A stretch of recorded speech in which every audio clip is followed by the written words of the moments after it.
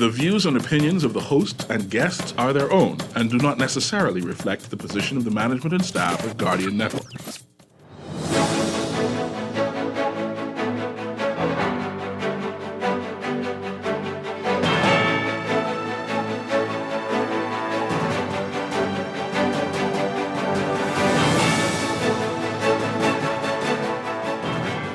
Good morning. More reaction to the police force announcement that there'll be no more statements on the CID probe until the completion of the investigation. The energy minister says higher BPL bills reflect higher consumption. And the prime minister to meet with banks. Davis wants to reach a happy medium amid debate over the need for reforms. It's all straight ahead this morning. I'm Dwight Strachan, and this is Morning Blend. Wake up, it's a new day. Wake up, it's a new day. It's the start of a new way. Don't you know that it's the start of the end of the old way. Wake up, it's a new day. Wake up, it's a new day.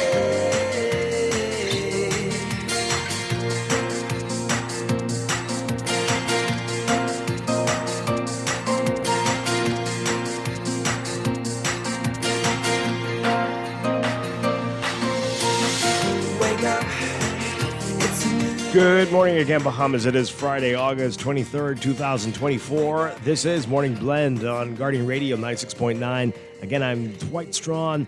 Also this morning in Morning Blend Business, it's our Morning Brand series, our monthly series. Today we're looking at local and international brands that are up and down, that have had a bad month or two, and those that have had some good times. We're going to talk about that and more in our 9 o'clock hour. That's all ahead. But first, it's time for the overnight, the latest breaking news from while we're sleeping, and the top national and international headlines this morning.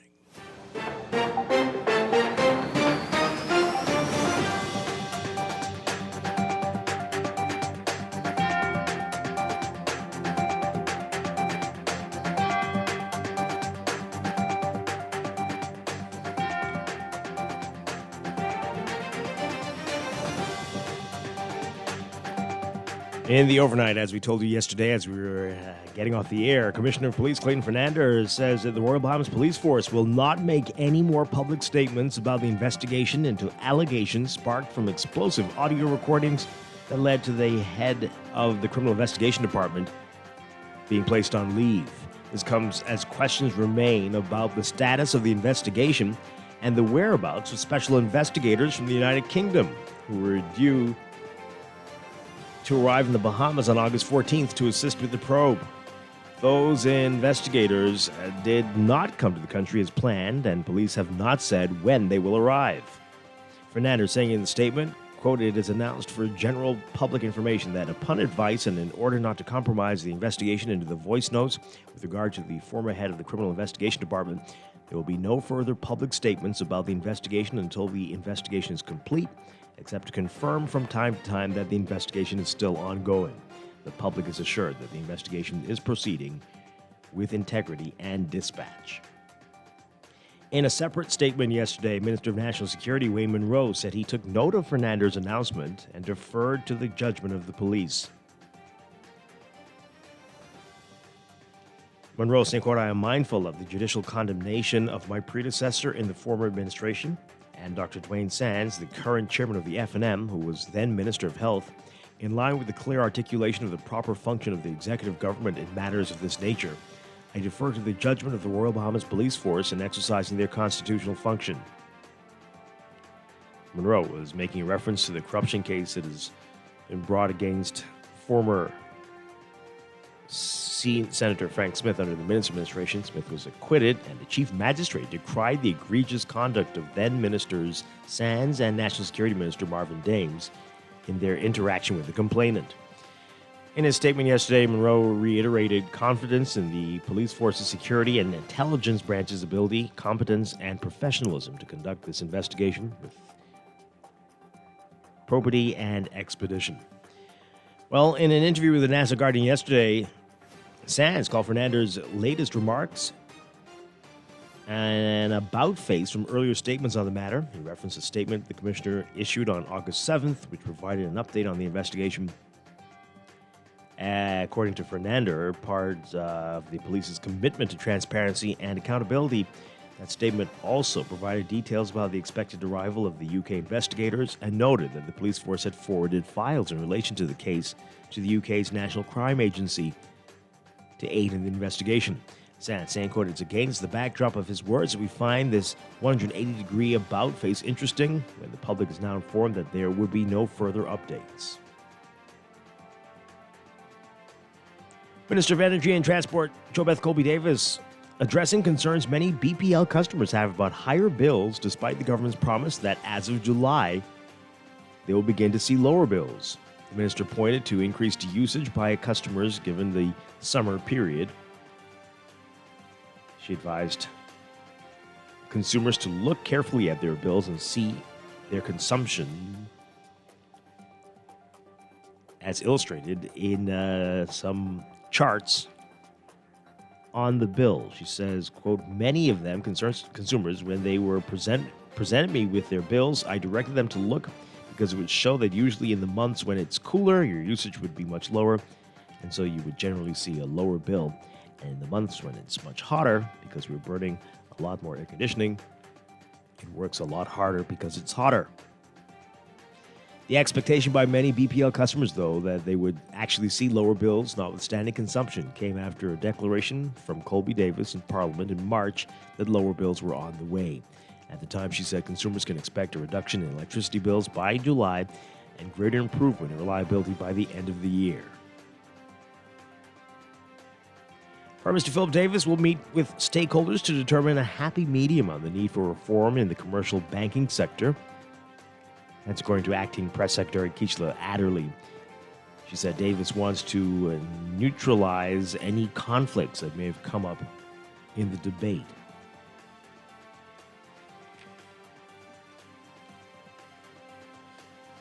And a former fugitive has pleaded guilty to multiple crimes, including manslaughter and attempted murder. Cordero Johnson was on Thursday sentenced to 12 years imprisonment, less time spent on remand. Johnson was initially charged with murder in the November 16, 2014 murder of Vernon Roll Jr.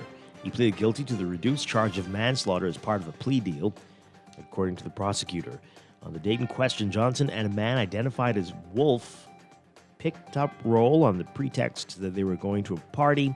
Instead, they took Roll to a dirt road off Cowpen Road, where he was shot multiple times and left to die. Johnson was sentenced to 12 years for the crime.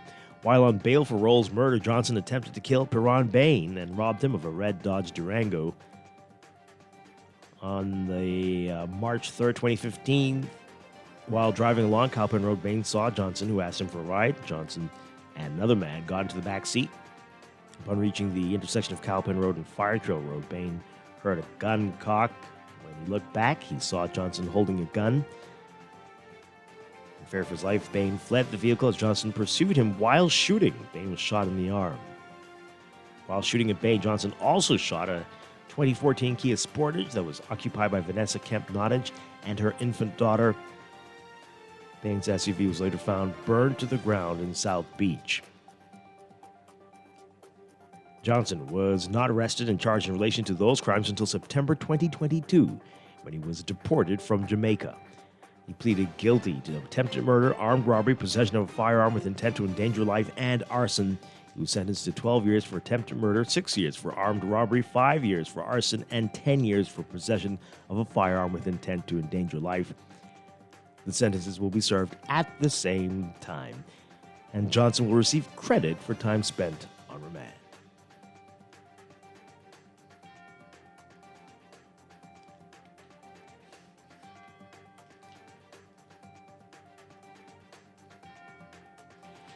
Overseas, successive Israeli evacuation orders in Gaza, including 12 just in August, have displaced 90% of its 2.1 million residents since the Israel-Hamas war began in October. That's according to the UN humanitarian official, the top UN humanitarian official for the Palestinian territory. U.S. Vice President Kamala Harris says she and President Joe Biden are working to end the war in Gaza, where the International Rescue Committee says the polio virus has been circulating for the first time in a quarter century because of the destruction of hospitals and water infrastructure, along with overcrowded living conditions. Israeli Prime Minister Benjamin Netanyahu's office says a delegation from the country has arrived in Cairo to resume efforts to salvage a ceasefire deal. The talks being mediated by the United States, Egypt, and Qatar. A crucial sticking point involves Israel's demand for lasting control over two strategic corridors in Gaza. The war began October 7th when Hamas and other militants stormed Israel, killing around 1,200 people, mostly civilians, and abducted about 250. About 110 hostages are still inside Gaza, a third of whom are believed to be dead. The Israeli offensive launched in response has killed more than 40,000 Palestinians in Gaza. The WHO director says Palestinian infants have partial paralysis after contracting polio. The situation there is getting worse.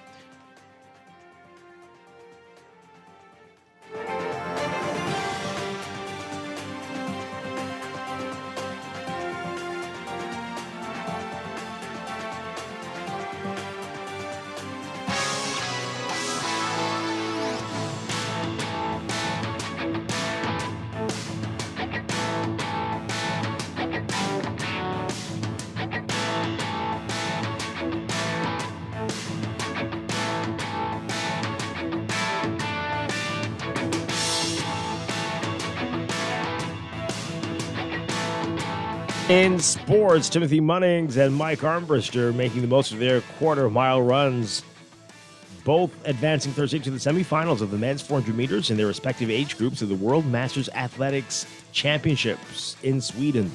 Former National Director of Sports, Munnings had a smooth and comfortable run. He won his heat easily, shutting down in 56.78 seconds.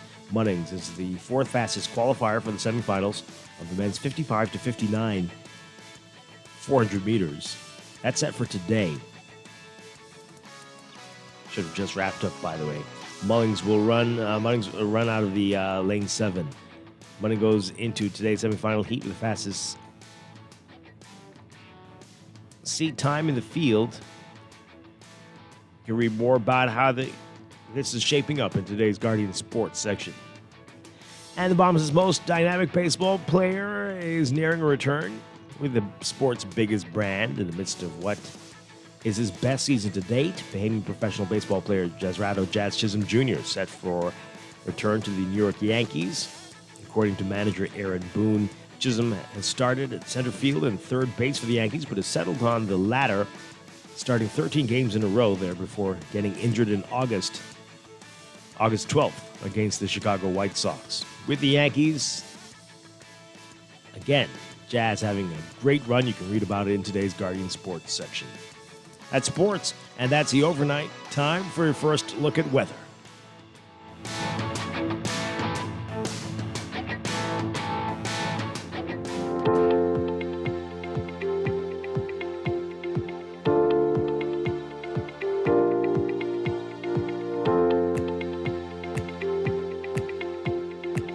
In your weather for today, we've got a severe weather warning in effect until 7:45 this morning. A severe thunderstorm warning for the Exuma Keys, North Eleuthera, and Ragged Island, and a severe weather watch for South Abaco, South Andros, and their adjacent waters and keys. This is all as we're facing a number of conditions. We've got a tropical wave south of the Bahamas that's going to race westwards through the early part of the day, and that's going to bring showers and thunderstorms across parts of the country. Moisture associated with the wave will interact with an upper-level trough and prefrontal activity in Florida.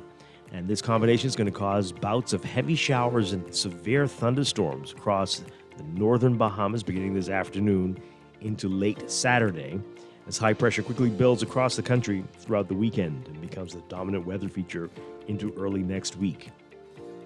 We still have a heat advisory in effect. This is for the central and southeast Bahamas, and our residents in the northern and northwest Bahamas should be paying attention to the weather advisories as a result of the systems we told you about. And there's also an elevated risk of localized flooding during heavy and prolonged rainfall events. Minor coastal flooding is likely during periods of high tide through to the weekend. And beachgoers should avoid entering waters of the eastern and Atlantic beaches of the islands due to the moderate to high risk of rip currents affecting these areas, especially in the central and southeast Bahamas. Your forecast for today for the northern Bahamas, partly cloudy, warm, humid, turning cloudy to occasionally overcast this afternoon through tonight. Increased showers and more severe thunderstorm activity will begin late this afternoon and continue through tonight. That's the extreme northern islands. For the rest of us in the northwest Bahamas today, cloudy, warm, a bit breezy, heavy showers and possible severe thunderstorms expected by late afternoon into the evening. Temperatures today going to be impacted because of the cloudy and rainy conditions, so highs getting up to only about 89 Fahrenheit, 31 Celsius. Overnight lows tonight getting down about 75 Fahrenheit, 24 Celsius. For the central Bahamas, partly cloudy, very warm, breezy for the majority of the day, becoming mostly fair and warm tonight. For the southeast Bahamas, partly sunny, very warm and windy today, becoming mostly fair and warm tonight. Highs around 89 Fahrenheit, 32 Celsius. Overnight lows tonight getting down about 79 Fahrenheit, 26 Celsius.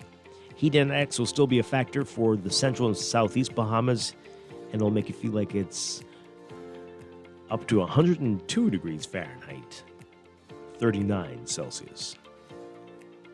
That's your first look at weather this morning. We'll have a look at the tropics and your extended outlook into the weekend coming up after traffic in just a bit. Wake up, it's a new day. Wake up. It is time for a break, but when we come back, we're discussing the day's top stories right here on your home for fresh news and smart talk all day. Guardian Radio 96.9. It's the start of the end of the old way. Wake up, it's a new day. Wake up, it's a new day. Tired of banks forcing you to use technology to bank the way they want you to? Your convenience is important.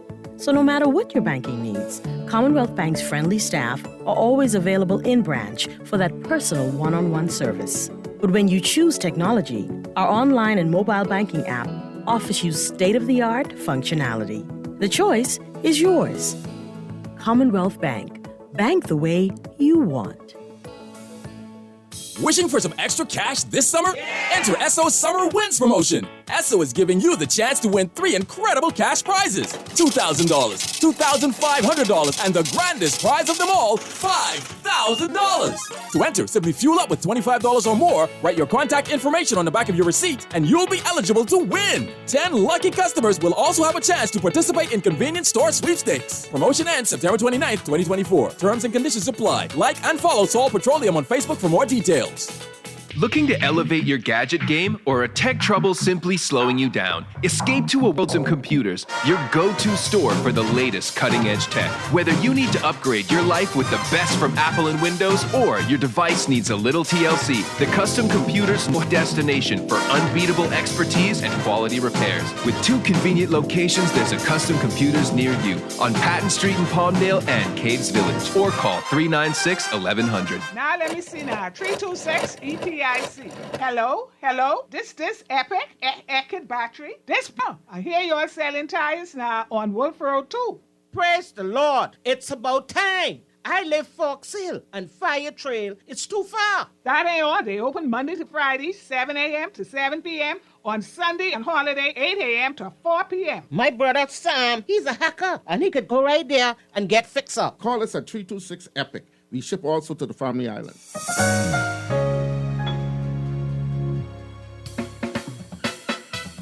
Do you have uncontrollable debt? Are you ready to make that move to Fidelity for a stress-free future? These loans have a built-in savings plan that pays you unbeatable interest. Ask about our debt consolidation loans today. Call 356-7764.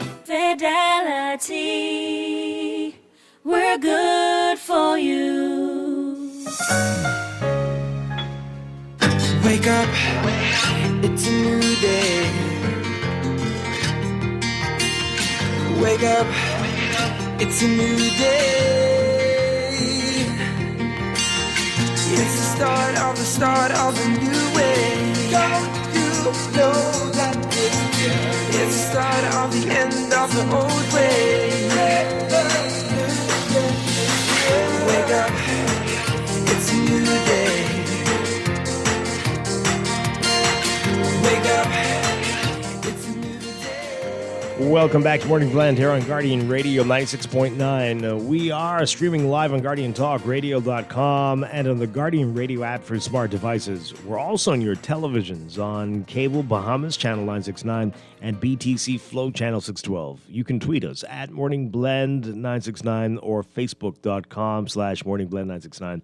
Text us on the Guardian Radio text line. Powered by BTC 422-4796. Standard text rates apply. Once again, I'm Dwight Strachan.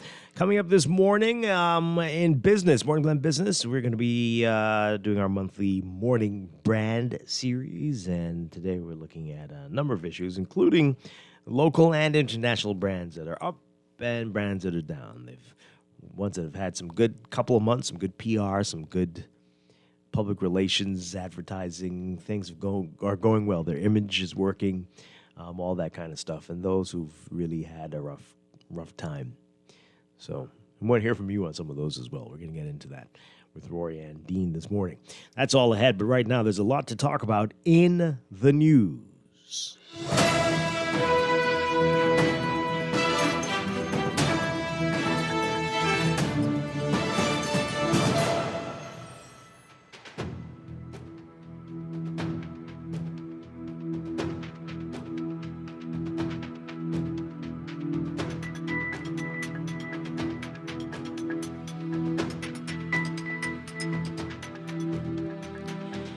And in the news, there's a lot to talk about. We want to get to that information that came towards the end of the show yesterday, so we want to get more of your reaction to it about the police force saying they're not going to be issuing any more statements on the corruption probe.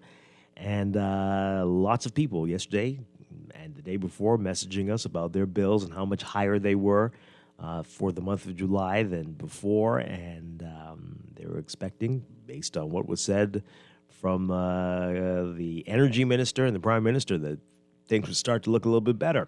But quite the opposite. We'll get to the explanations about that in just a bit. Just want to really quickly go through this again because, this keeps blowing my mind here. But this case here yesterday, killer gets 12 years in plea deal. Artesia Davis writing about this in today's Nassau Guardian. So, former fugitive has pleaded guilty to multiple crimes, including manslaughter and attempted murder. Cordero Johnson was on Thursday sentenced to 12 years imprisonment, less the time spent on remand. Because, Johnson was initially charged with murder with the November 16th, 2014 murder of Vernon Roll, Jr. He pleaded guilty to the reduced charge of manslaughter as part of a plea deal. According to the prosecutor, on the date in question, Johnson and a man identified as Wolf. Yep, Wolf. Picked up Roll on the pretext they were going to a party. Instead, they took Roll to a dirt road off Cowpen Road, where he was shot multiple times and left to die. Johnson was sentenced to 12 years for the crime. While Roll's murder, Johnson attempted to kill Perron Bain and robbed him of a red Dodge Durango. On March 3rd, 2015, while driving along Cowpen Road, Bain saw Johnson, who asked him for a ride. That's your first mistake. I don't know why you did that. Boy, I tell you, today, if they're drowning on the side of the road, don't pick them up. You can't. You just can't. Am I wrong, Mr. Producer? Would you pick up anybody drowning on the side of the road? No, you can't do that. Johnson and another man got into the back seat. Upon reaching the intersection of Cowpen Road and Fire Trail, Bain heard a gun cock. When he looked back, he saw Johnson holding a gun. Afraid, Bain fled the vehicle as Johnson pursued him while shooting. Now, why would you do all that? You already got the car. Or was it something else? Anyway, Bain was shot in the arm. While shooting at Bain, Johnson also shot at a 2014 Kia Sportage that was occupied by Vanessa Kemp Nottage and her infant daughter. Bain's SUV was later found burned to the ground in South Beach. Johnson was not arrested and charged in relation to those crimes until September 2022, when he was deported from Jamaica. He pleaded guilty to attempted murder, armed robbery, possession of firearm with intent to endanger life, and arson. You heard all that? Mm-hmm. He was sentenced to 12 years for attempted murder, 6 years for armed robbery, 5 years for arson, and 10 years for possession of a firearm with intent to endanger life. This is the best part. The sentences will be served at the same time. You know, the concurrent, we love our favorite C word in the Bahamas. And Johnson will receive credit for time spent on remand, because he deserves it. Johnson's lawyer told Justice Janine Weish Gomez that he was a Rastafarian and didn't want his dreadlocks to be cut. Oh, my. The judge said that she would make the notation on Johnson's conviction certificate. I bet the people who he shot at didn't want to get shot too, but anyway. The prosecutor says that the victims and their families have been informed of the terms of the plea deal. Well, how special.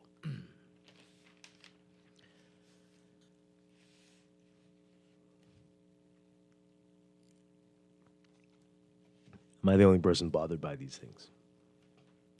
This is what we like. This is better. Yeah?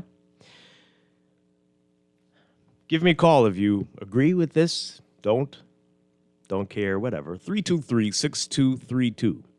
325-4316. 325-4259. Toll free 242-300-5720. Tweet us. Facebook us, text us, 422-4796. I mean, I don't know. It sounds like bending over backwards to accommodate, so we could say we got you for a little bit of time. Is that, yeah, as long as it's something? Okay. Maybe that's better than nothing. I only eat caviar. I'll make a note of it. Mm-hmm. I need a cell with sun coming in at 11 a.m. Yes, we'll see what we can do. Okay, thank you. Caller, what say you? Good morning. Good day to Strachan voice along with you. Hi, good morning. Dwight. Hi. Dwight. Excuse me. See a comment or the comment from the prosecutors. Mm-hmm. Those words were very much interesting, was they not? Which one? Which ones? The words in which the prosecutors made. Okay. Which part? I mean, about notifying the family, or which part did you find interesting? No, the other area. Okay. Yeah, what do you make of this whole situation? Interesting. You know, when you hear a comment as such from people who are supposed to be upholding the law of the land, it's interesting. Another thing is, Dwight, those boats would usually, put, uses our water to put immature things in from their restaurant. We don't need that. Don't directly, you know what I'm saying? A lot of people eating fishes. Okay, I'm getting a little confused, but restraying a bit. But thank you very much. I always appreciate your calls. Good morning, caller. You're on the air. Are you there? Good morning. Hi, you're on the air. Hi, good morning, Dwight. How are you? Doing well. Dwight, one of the problems we have with crime in this country and every other country is that I thought when you are incarcerated, you have no rights. You're a property of the state. So when you get to make all these requests after you have done all these crimes and stuff, and you get to go before the courts and make requests, and these requests are granted to you, that's why these guys could say that they could go to Fox Hill and do 8 years standing on their head and all that type of stuff because they still have so much liberty, you know. But well, I mean, you're still a human being. You still have rights. And I mean, the thing about the hair, and I don't have any issue with that. I'm just being facetious there, right? But I mean, the other things, I mean, we've already, it seems, bent over backwards to accommodate and to make things easier for this person who has had little regard for the laws and for human life. I just find it so surprising that we would do that at all. You know, I mean, you have to respect people. You're still a human, I guess. Yeah. I mean, indeed, they are still human. Kind of human. What is it that these guys are doing though?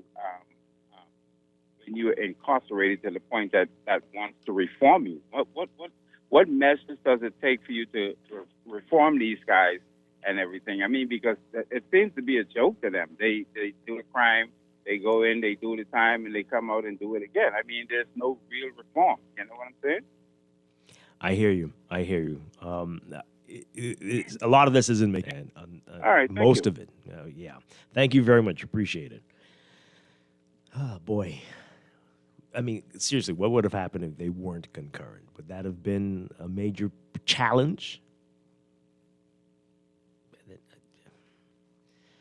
And you think you couldn't have won a case with? I don't know. I don't know what's going on. Good morning, call. You're on the air. Good morning, Dwight. Poppy, how you doing? Doing well. You won it. You ain't no one there with you? Yes, I'm by myself. Okay. Again, Dwight, I was wondering, like, you read something earlier and you was asking a question. And you say something about this probe with the police investigation. Something you read, you said, sound like the commissioner or the Royal Bahamas Police Force, generally speaking, was advised not to talk. You used the word advise. That's what he said in his statement. He said that himself? Yes. Oh, okay, so if he on was advice. Advised, the last time we talked about this, it was said or reported in your news in the Guardian that the Prime Minister advised him to go ahead and bring the people over, right? The foreign investigators. Lots I'm of. asking you if it was advised. The He's, Prime Minister advised, or the office of the Prime Minister advised for them to invite foreign investigators to advise it. No. I wonder who advised them now. I wonder if it was the office of the Prime Minister or the Prime Minister to tell them that, because, you know, it sounds bad to us, but they have nothing else to say until the investigation finishes. Or some people might say that's the way how it's supposed to be, but it just don't sound good. Or you think Wayne Monroe advised them because he's one of the smartest lawyers, or Fred Smith, and people might say if that's a joke or what. well, we'll never know because they don't want to tell us anything. But these are good questions. We'll never know, though. They don't want to answer any questions. I mean, Fred Smith might sound like a joke, but someone legally, maybe advisor, maybe Wayne Monroe or what. The way they're going about this is the wrong way, and it's very rude. I think we need to find out who advised them not to say nothing else back to us. Yeah. I think they forget who's the boss. How do you think we should do that? Because they won't even tell us what's happening. How do you think we should do that? They won't even tell us if the investigators are coming. Thank you for asking the question, because I want to say it, but very blind, I forget sometime and don't write these down. I think the opposition, you listening? Mm-hmm. Yeah, the opposition should or have a duty to cry out on behalf of the Bahamian people for some kind of intervention from these same people who this government claims that's supposed to come and investigate and all of that. The opposition people might say, not a rally, but to march or protest in the front of the Royal Bahamas Police Force to the headquarters or something that mightn't make no sense. He said the families of the victims who were snuffed out allegedly by whosoever, I'm not going to say the police or whosoever, I think they need to raise up the heat, including the opposition leaders, them. This isn't personal. This is embarrassing. People's lives are being lost, and people are being, I don't use the word threatened, but people are just scared. They don't trust the police. And the commissioner of police, he's there like kind of should being arrogant. He should not even be there for a full investigation to go on. And people are tired of saying this. This is embarrassing. People are losing their life. People are scared of the police. We don't trust them. We never did trust them. We just don't trust them now. There are some good officers on the police force, but that whole top staff, they need to go, including the commissioner of police. And I'm tired of repeating myself. Okay. All right. Thanks a lot. You jumping the gun on us a little bit, Papa. We're going to get to that in a bit. Want to just get people's reactions to that plea deal there, but interesting points you are raising. Absolutely. We'll get to that in just a moment. Let's see what this caller has to say. Good morning, caller. You're on the air. Yeah, Dwight. Good morning, Dwight. How you doing? Doing well. Yeah, Papa. Hey, it seems like it's 15 years deep, man, Dwight, even before Guardian. This is how we is going on in this country. But it's clearly something going on inside the Royal Bahamas Police Force, because let's be real. If there was something that our leaders or even our police force could brag about when it comes to success, right? I believe there's been leading the way, showing the people that they are not involved with this matter, But when we could sit back under these trees and see that our leaders, them finding all type of back pedal, not to bring these allegations them to bay or to make sure that people understand that these allegations are real or not real. It's like they are running away from the truth, because if it ain't nothing wrong, just squash it. Because you showing that there's something wrong by this one off the island, the next one off the island, the people who allegedly, the people who supposed to be doing the investigation with the ones who off the island ain't on the island. So it only making, like Papa just said, it only making the Bahamas look bad. It appears that our leaders, all these parties, they don't really care about the Bahamas. Once they get or cause people to pretend that things are going well, it's all our leaders that are interested in, man. But I don't see nothing coming out of this. Just like how, because this particular administration, they demonstrate that they are not interested in the law that govern this country. They then demonstrate that. So I'm not looking for nothing positive to come from this, from this what we see going on in this country, Dwight. Because criminals has rights. Yeah, they are humans, but when you kill a whole human, and that was a human you killed, so now you only have rights. The rights only be about you. Now that you is a criminal behind bars, but the persons them you harm, injured or killed, they don't have no rights. No. We have to do better in this country, man. Dwight, have a nice day. Yeah, thanks a lot. All right. We're telling you, we are bending over backwards for the perpetrators, but the victims are left there on the side of the road, getting shot at. This is a text. This is why crime will never stop. We don't protect us. There's always concessions for these individuals, I guess it's saying. Wow. This person says here that, where did that one go? That guy could not be a Rastafarian. Quite a few of those type messages, because Rastas would never do such things. So, boy. 6 more calls. Good morning. You're on the air. Good morning, Mr. Strachan. Hi. Yeah, Mr. Strachan, I'd like to thank you for yesterday's show.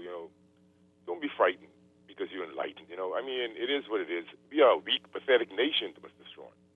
We can go into the archives over 50 or 60 years ago, and we can see a lot of the injustices, a chronology of injustices that has occurred, and nothing has never happened.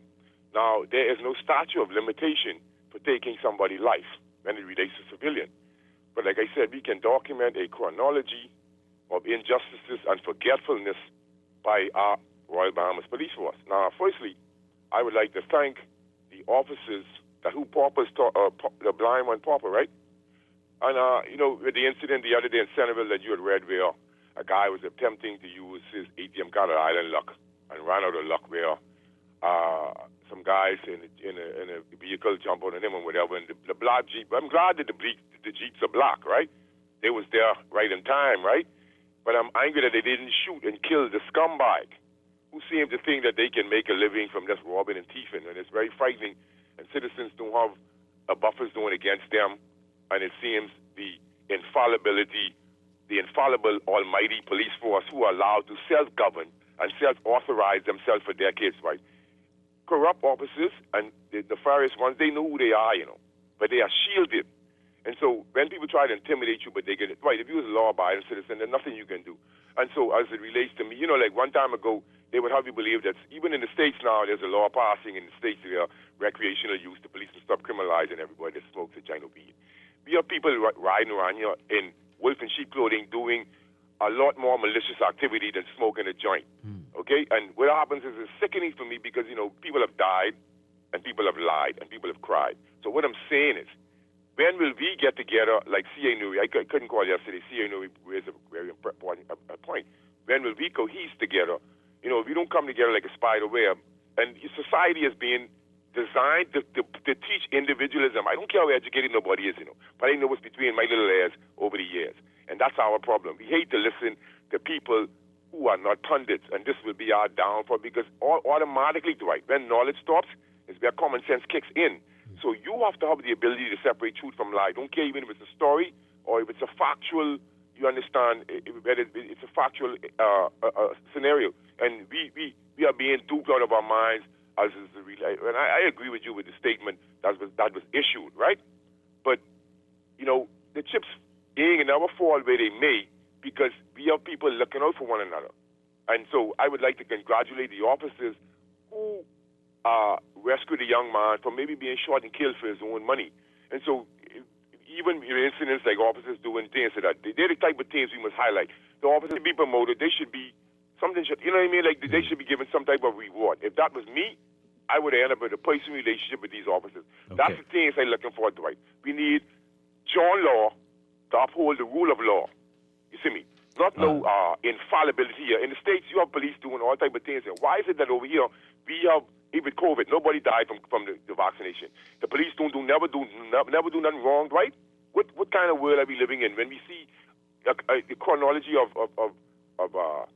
results from the coroner's inquest and nothing never happens, right? Nothing from the 15-year-old dying in the cell. There was no computer simulation in this time of technology or technology.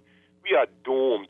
And I said we're being kidnapped because how could you be afraid to speak out if you want justice and they uphold the rule of law? But then they want to call you and tell you to be reciprocal to call someone.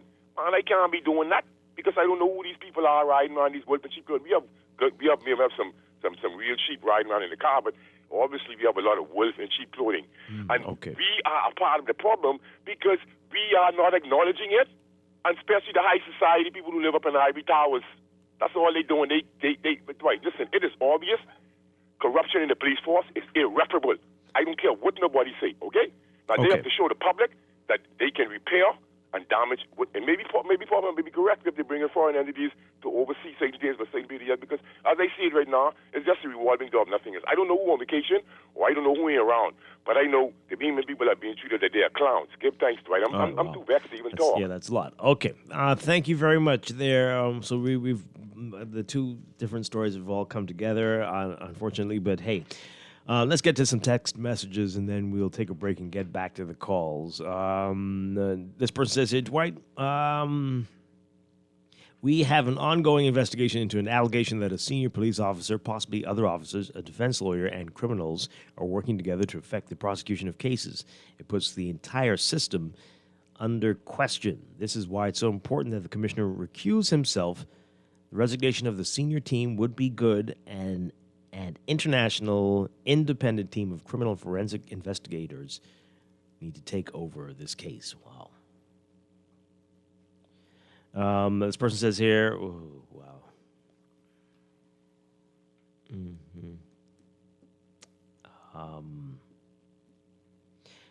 No, I can't read this. What would be the point of that? What would be the point of that? Just get rid anyway.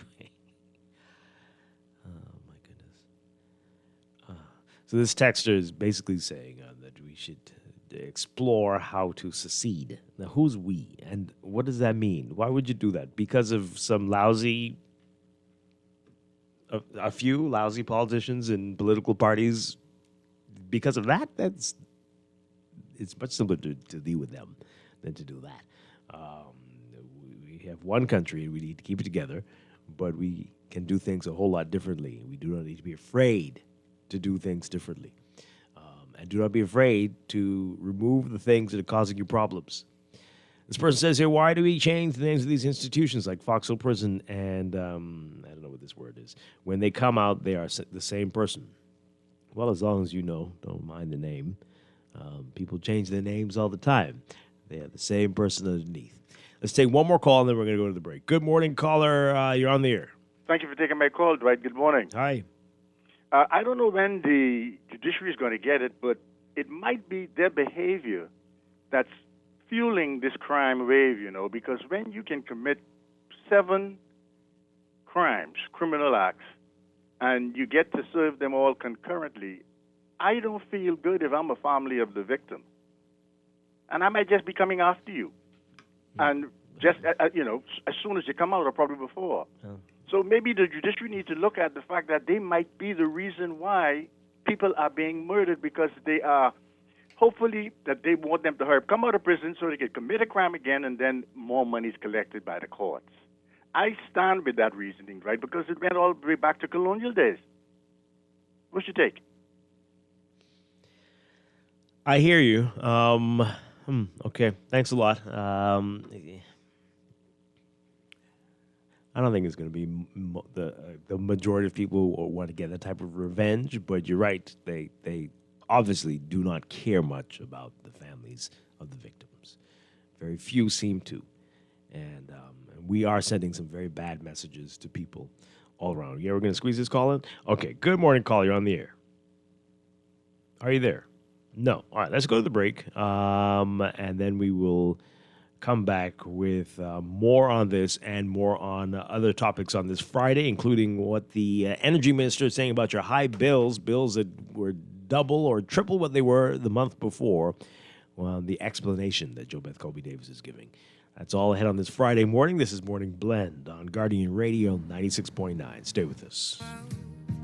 I'll never say enough, 'cause it was not said to you, and that's exactly what I need to do if I end up with you. Should I give up, or should I just keep chasing pavements, even if it leads nowhere? Or would it be a waste, even if I knew my best? Should I leave it there? Should I give up, or should I just keep This chasing? is Guardian Radio 96.9 FM, Nassau, Bahamas. RBC. Life is full of twists, turns, and defining moments that create your own unique story. However your story unfolds, we're here to help guide you through it. From every big decision to every new adventure, RBC. Visit rbc.com/Caribbean/all of you.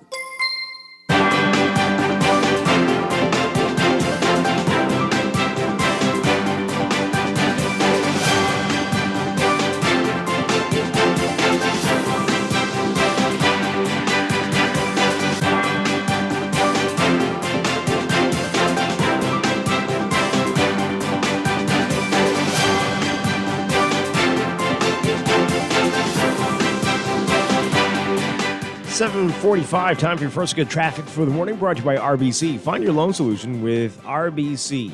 In your real-time traffic this morning, we are seeing some heavy traffic on Milo Butler Highway just as you approach Harold Pond if you're in the northbound lanes on the way to Tawny-Coombs Darling Highway. Elsewhere, we've got a bit of congestion on Blue approach to the roundabout with Independence Drive and Tawny-Coombs Darling Highway. So that's northbound. And as you exit onto Tawny-Coombs Darling Highway, slow-moving traffic there. Southbound on Blue Hill Road towards the roundabout as well. And some building traffic on Independence Drive westbound. Similar story on East Street and at the roundabout with Independence Drive on East West Highway. That roundabout is looking slow and busy. And also northbound on East Street looking congested for you. East West Highway eastbound. There seems to be a blockage there, maybe an accident that's causing some issues eastbound at this hour. Then we've got along Prince Charles Drive a number of hotspot pockets. We've got near Beatrice Avenue and Jean Street, and again at Soldier Road, but especially Robinson and Old Trail. Some building traffic there. That's what we're looking at right now. That's your real-time traffic and your Morning Blend traffic alert brought to you by RBC. Start a conversation at rbc.com/loan/all of you.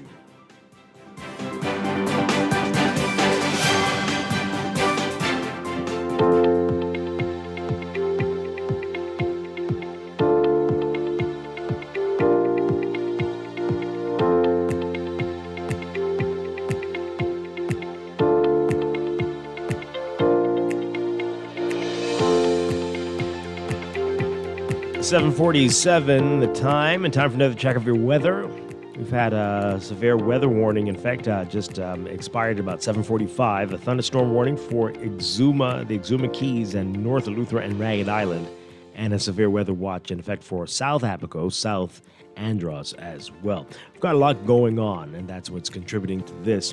So we've got a tropical wave that's south of the Bahamas. That's going to race westwards throughout the early part of the day today, and that's going to bring showers and thunderstorms across portions of the islands. Then there's moisture associated with the this wave that's going to interact with an upper-level trough and prefrontal activity just south of Florida. And this combination is going to bring bouts of heavy showers and thunderstorms across the northern parts of the country beginning this afternoon into late Saturday as high pressure quickly builds across the rest of the country into the weekend. We still have heat advisories, this time for the central and southeast Bahamas. And for residents in the northern and northwest Bahamas, you're being advised to pay attention to all the alerts from the Department of Meteorology, as there could be some severe weather this weekend. So there's an elevated risk of localized flooding during heavy and prolonged rainfall events, and minor coastal flooding is likely during periods of high tide into the weekend. Beachgoers also being advised to avoid getting into eastern beach waters and Atlantic beaches due to the moderate to high risk of rip currents affecting those areas, especially in the central and southeast Bahamas. So your forecast for today. For the extreme northern Bahamas, you got partly cloudy, warm, and humid conditions this morning, turning cloudy to occasionally overcast this afternoon through tonight. Increased shower activity and more severe thunderstorm activity will begin late this afternoon and continue through tonight. For the rest of the northwest Bahamas, cloudy, warm, and a bit breezy, heavy showers and possible severe thunderstorms expected by late afternoon into evening. For the central southeast Bahamas, partly cloudy to partly sunny, very warm and breezy for the majority of the day, becoming mostly fair and warm tonight. Temperature-wise, around the country, we're looking at highs getting up to around 89 Fahrenheit, 31 Celsius. Overnight lows tonight getting down to about 79 Fahrenheit, 26 Celsius. The heat index will be a factor in the central and southeast Bahamas. It'll make it feel like it's about 106 Fahrenheit, 41 Celsius. For extended outlook for Saturday, cloudy to overcast and warm for the northern and northwest Bahamas, partly sunny to sunny and hot for the central and southeastern islands. Sunday, mostly cloudy, warm in the northern Bahamas, turning partly sunny to sunny and breezy across the rest of the country. And for Monday, partly sunny to sunny and hot. The tropics are quiet for now. Tropical cyclone formation not expected over the next 7 days. That's your Morning Blend weather check. We'll be back with more Morning Blend after these messages here on Guardian Radio 96.9.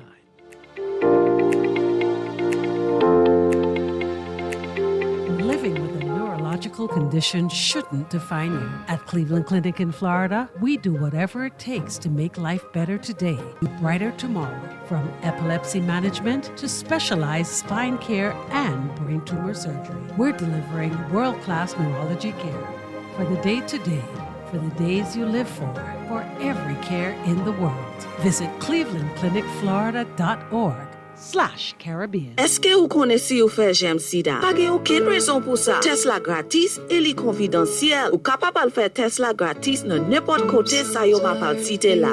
Allez dans Clinic South Beach, Clinic Flamingo Gardens, Clinic Fleming Street, Clinic Elizabeth State, dans Grand l'hôpital Princess Margaret avec dans Centre Virus Sida Jardin Royal Victoria. Et puis Tesla gratis et li confidentiel dans clinique qui dans zile yo tout. Qui ça wap tan? Li bon pour connaître ou faire j'aime sida. Al faire Tesla. A message from the Pan American Health Organization and the HIV/AIDS Center, Ministry of Health. Shop early to get your uniforms and catch Janae's Uniform Center's buy 4 get 1 free sale. Free monogrammed and regular school shirts, dry fit and cotton polos, jumpers, skirts, boys long and short pants, PE shorts, underclothes, tights, socks, neckties, belts, sleeping mats, hair accessories, and character work desk. Get 50% off backpacks, lunch bags, and raincoats. Buy 4 school shirts, get 1 free. Buy 2 skirts, jumpers, or pants, get the third 50% off. Need embroidery and monogramming done? Visit Janae's Uniform Center early. Beat the back-to-school rush. Janae's Chesapeake Road back-to-school special.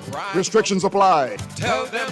Craving something delicious and freshly made? Dunkin' has got you covered all day your way. From savory sausage, egg and cheese to crispy bacon, ham, and even tuna, our sandwiches are made to order just for you. Choose your favorite. Bagels, croissant, toast, or muffin. Whatever you want, we've got it. Whether it's a classic grilled cheese or a hearty club, your perfect sandwich is just a bite away. Dunkin's fresh, made-to-order sandwiches made all day your way. Only at Dunkin'. The Bahamas runs on Dunkin'. Maybe it's time to explore your options. There's no harm in reviewing your mortgage arrangement and considering a better deal. CIBC Caribbean can help you narrow your search and decide. Switch your mortgage to CIBC Caribbean and enjoy a special interest rate and help towards your switching cost. Visit CIBCFCIB.com/inspired home for more information. Conditions apply.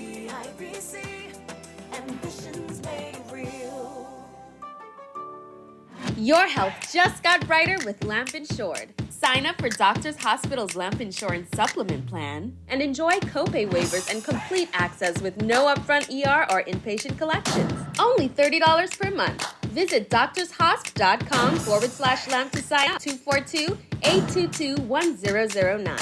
That's 242-822-1009. Your journey to affordable and worry-free healthcare begins now. Looking for great device deals and offers this summer? Look no further. Alive has special discounts on the latest smartphones, Ring devices, and accessories. Plus, as an Alive customer, you can expect exclusive yet extra offers and rewards, which means even more value for your money. We're talking more data, prizes, and surprises. Upgrade with us and experience the perfect summer with Alive in store or at bealive.com/deal. Attention Bahamas. Embark on an inspiring voyage with 2 new books by Hubert Ingram, Our Remarkable 3-Time PM. Learn of his exceptional leadership in steering the nation through local and international storms. These books are a treasure for all Bahamians. Are you into history or seeking inspiration? Then this is a must-read. Available at Doongalik, Logos, the National Art Gallery, and Chapter 1. Get your copies today. Be inspired by a legacy of wisdom and vision.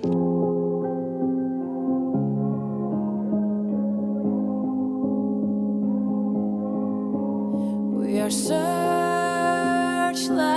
we can see in the dark. We are rockets pointed up at the stars. We are billions of beautiful hearts. And you sold us down the river too far. What about us?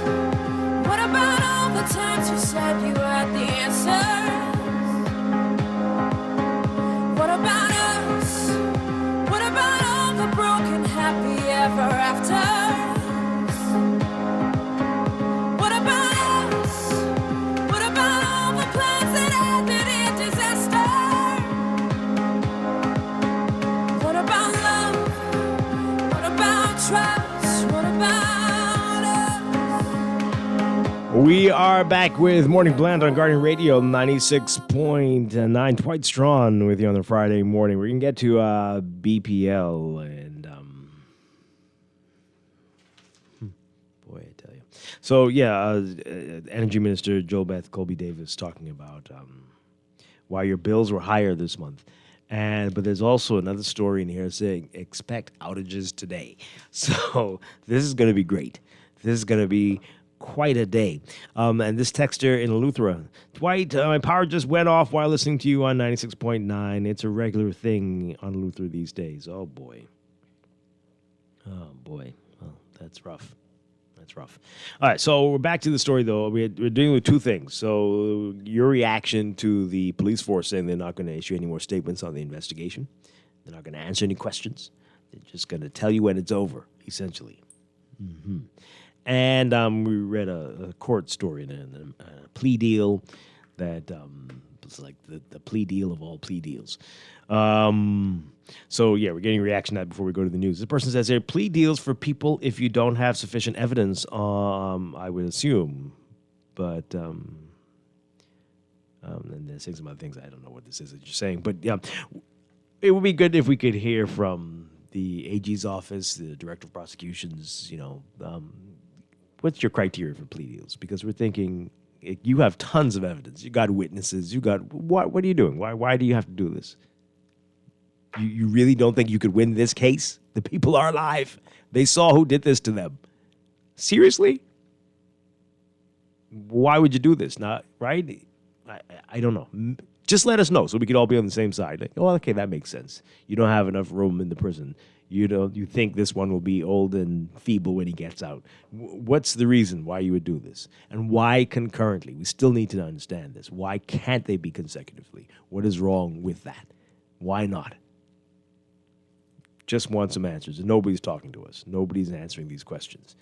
Let's squeeze this in very quickly, caller. Good morning. You're on the air. Yeah, morning. How you doing, Dwight? Doing well. Turn on your radio for us, please, really quickly. Yeah. Sorry, but Dwight, it's just something I want to say. You just mentioned that the investigation that is going on into our investigator, they will now not tell us. I mean, exactly what is happening. Think about it, Dwight. Now, I ain't talking about the regular street dude, but let's think about the citizens at large. One group of people telling us that they are not going to tell us about the investigation going on with them when it is alleged that at the very top, these people are bartering in the selling and buying of executing people. Name in what space in our or believe we are safe when you have that type of allegation and then they are not going to speak on it. Just imagine if you was accused, Dwight, and these people decide to say, hey, we going to execute Dwight. And they literally have an evidence to speak to this. No, I trust me, I'd be executed. Don't worry about that. I'd be the first one. But this is Morning Blend. Thanks, caller. We'll be back after the news. What about all the times you said you had the answer? What about us? What about all the broken happy ever after? Oh, what about us? What about all the plans that ended in disaster? Oh, what about love? What about trust? What about us?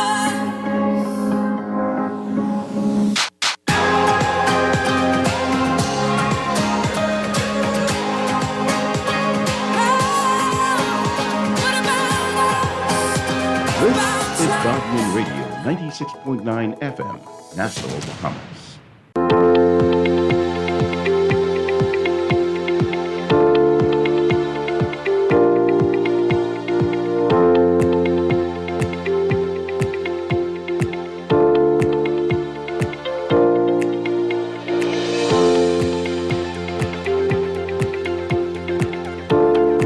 Welcome back to Morning Blend here on Guardian Radio 96.9. We are streaming live on GuardianTalkRadio.com and on the Guardian Radio app for smart devices. We're also on your televisions on Cable Bahamas Channel 969 and BTC Flow Channel 612.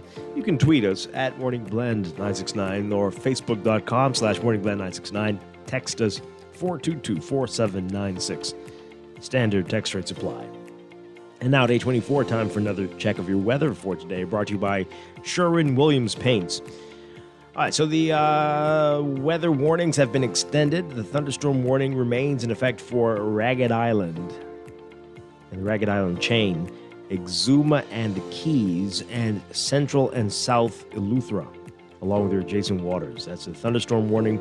A thunderstorm watch is in effect for South Andros and now includes Central Andros.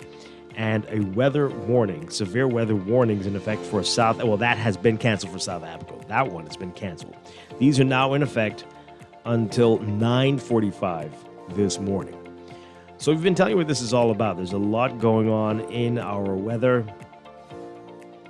And this is what we're looking at. We've got a tropical wave south of the Bahamas. That's racing westwards through the early part of the day today. That's going to bring showers and thunderstorms across portions of the country.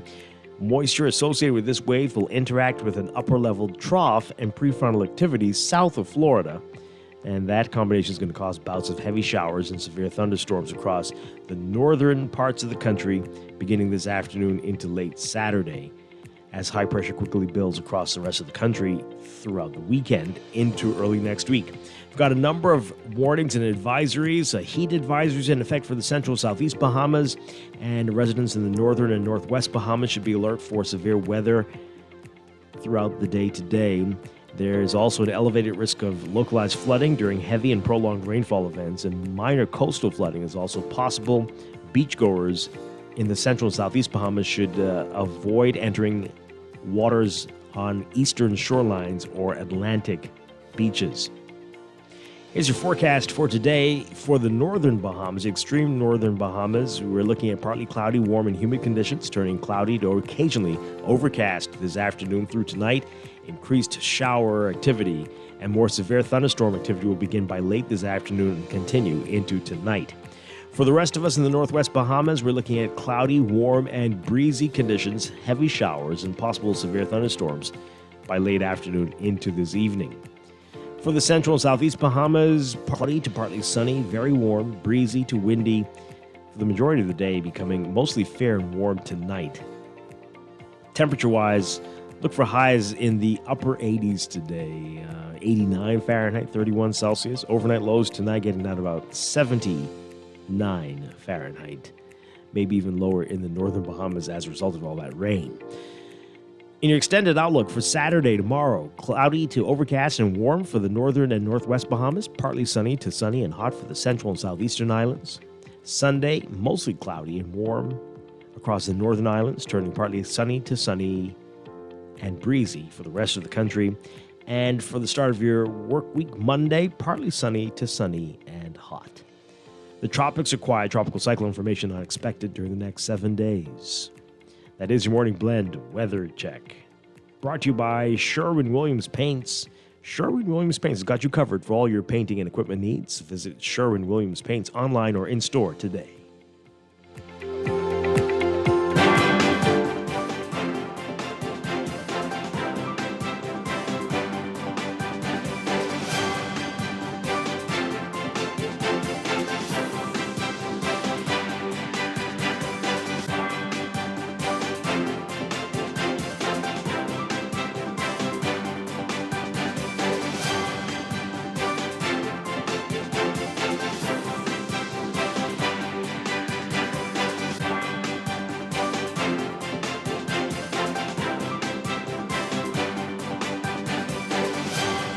And it's time for another check of your traffic for the morning, brought to you by RBC. Find your loan solution with RBC.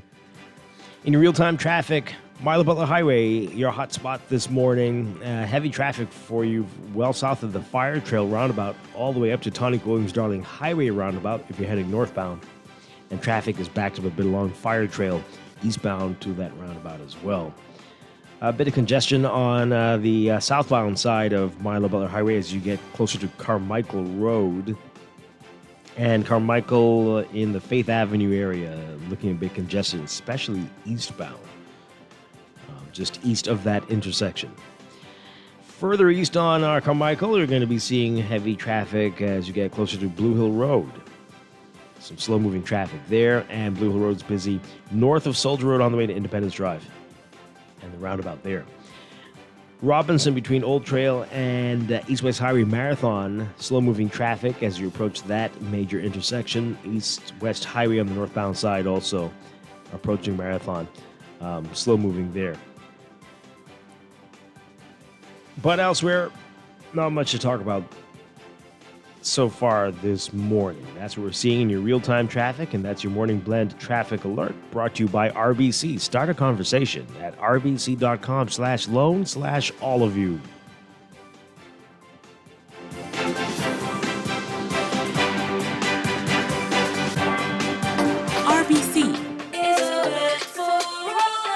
RBC will find the right loan for all of you with competitive rates and extended terms to suit you. Whether it's for debt consolidation, your next vehicle, or home purchase, sometimes we all need a little more. No matter the reason for the loan, we're here to help you find the solution. RBC. RBC has all the loans for all of you. Let's start with a conversation today. Here's a sure-winning art store moment from Shelley and Dee Dee. We're the only full art store in the Bahamas. If we don't have it, we make a list, and trust me, our boss can get that. If you need that, he can get that. You can find sketchbooks, acrylics, the canvases in all sizes, stencils. We have the Angelus that they use on shoes and letters. We're the only persons in Nassau that carries the Montana spray. We have the Krylon sprays, watercolor and paints, the oil, chalk paints, the alcohol paint, metallic paints, the little float and we have cleaning products for the artists, thinning products for the artists, and Crayola colors, and glitters, pencils, the Posca markers, and pastels, oil, and the acrylic pastels, dyes. Oh yeah, we also have airbrush paint. I didn't forget that part of the movie. Gift sets, hobby craft, Oil shrimp, glaze. stew shrimp gumbo. But art supplies. We have a lot of them. Sherwin-Williams Art Store. Find colour in every day. Earning zero interest on your savings at the bank? With as little as $100, you can start earning interest on your money while you're sleeping, eating, or standing in line at the bank with the CFAL Savings Express Plan. Ready to invest? Start by putting $1,000 into our mutual funds and earn interest there too. Because at CFAL, your interest is our interest. Visit CFAL.com to start now. CFAL, growing wealth for future generations of Bahamians. In the world of business, technology is not a choice. It's a necessity. And for businesses that demand excellence, there's only one choice for unparalleled support and cutting-edge technology. Custom Computers. You have challenges and we have solutions. Computing, networking, storage, and printing for enterprises large and small, aligned with premium brands like HP, Microsoft, Konica Minolta, and more. Get tech done the right way with Custom Computers. Call the Know-How team at 396-1101.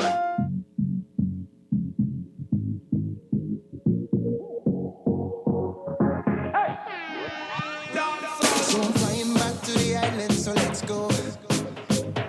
When you hear them beating that drum and calypso, na na na, there's a party going on. Talk on no till the break of dawn. Sweet music, man, it makes everyone lose control. We are back with Morning Blend here on Guardian Radio 96.9. Dwight Strachan with you on this Friday morning. All right, so we want to get through this story, and we have to get to the BPL story, what they're saying about your bills. You know, we've got lots of complaints about bills doubling, tripling since last month. Well, last month's bills have gone up that much, people are saying. All right, so but we want to get through this story with a reaction to what the commissioner issued in that statement about no more statements. No more statements on the probe into CID upon advice. Whose advice? That's what everyone wants to know. And then the just bizarre statement from the National Security Minister, Wayne Monroe, saying that he will be guided by the police. Like, what's happening here? Please stop. And then the F&M chairman, Dwayne Sands, is responding to this, expressing as much shock as everybody else, saying, quote, it was the commissioner who said these officers would be coming to town. It is not unreasonable for the public to ask why they did not come to town, given the fact that the commissioner has said that they would be.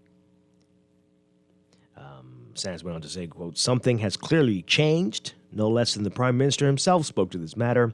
We do not believe that it is reasonable for the Bahamian people to have to beg for information as it relates to the integrity of the criminal justice system in the Bahamas. And while the commissioner, the Minister of National Security, and the Prime Minister have ultimate responsibility for it, the people are looking on. He also said the juvenile comments made by Monroe in reference to him add very little credibility to the situation. Sands says the allegations strike at the heart of Bahamian democracy, adding that people deserve answers. He said, what we are being told is sit down, shut up, we will answer you when we feel it is appropriate, and that is inconsistent with democracy in 2024. Bahamians are watching, and they are deeply concerned about the allegations. We do not presuppose an answer or an outcome, but it's the process. And if this process cannot be transparent and accountable, then perhaps a formal commission inquiry ought to be convened. Yeah, okay. Let's hear what you have to say about it, folks. The phone lines are already lit up. Let's go to them. Good morning, caller, you're on the air. Good morning. How are you, sir? Doing well. I been listening in, and I know it's a serious matter that's going on in the nation as it relates to all the allegations of the police force. But I'm calling from Freeport, Grand Bahama, and we have some vexing issues that's been ongoing for many years with the industrial park. And I just wanted to reach out because I woke up early this morning to a foul odor that's always plaguing this community and the residents, and there seems to be no one that can help. I first called the police this morning, and they told me there's nothing that they can do. We've been reaching out to Mel.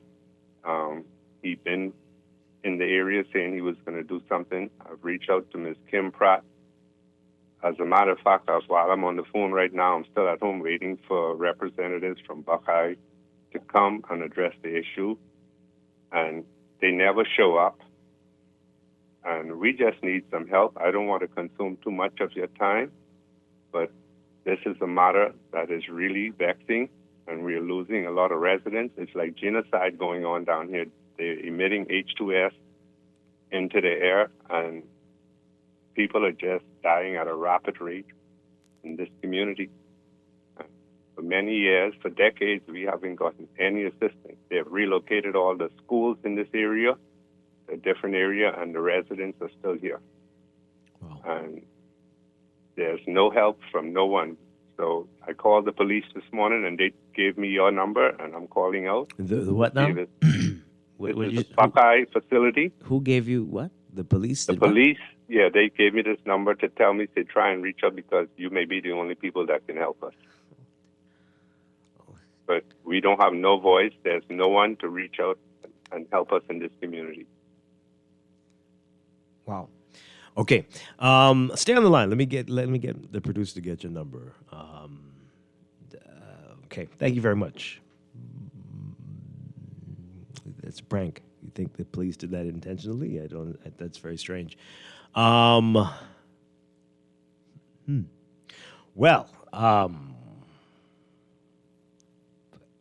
Boy. Wow. Okay. All right.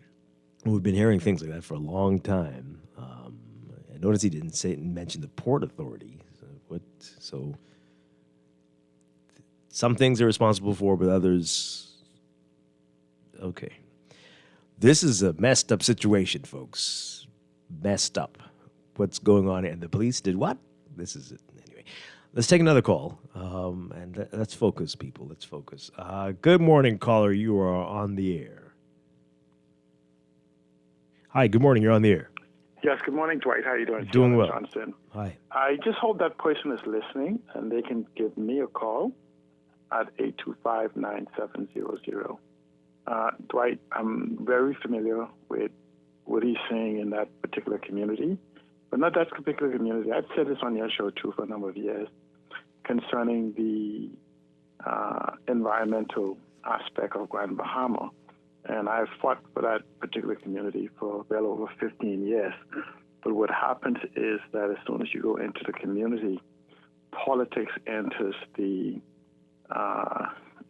frame. In fact, during one of the live broadcasts from there, a number of individuals who is in charge of the study said to me, like, see, Alan Johnson, I can send you this clip.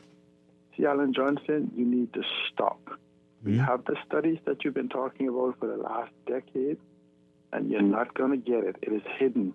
You're not going to get it. The funny thing is, Dr. Davo led the studies. Just one example. I'm not going to extend this. They were doing a study concerning the air quality. It should have been at 6 feet.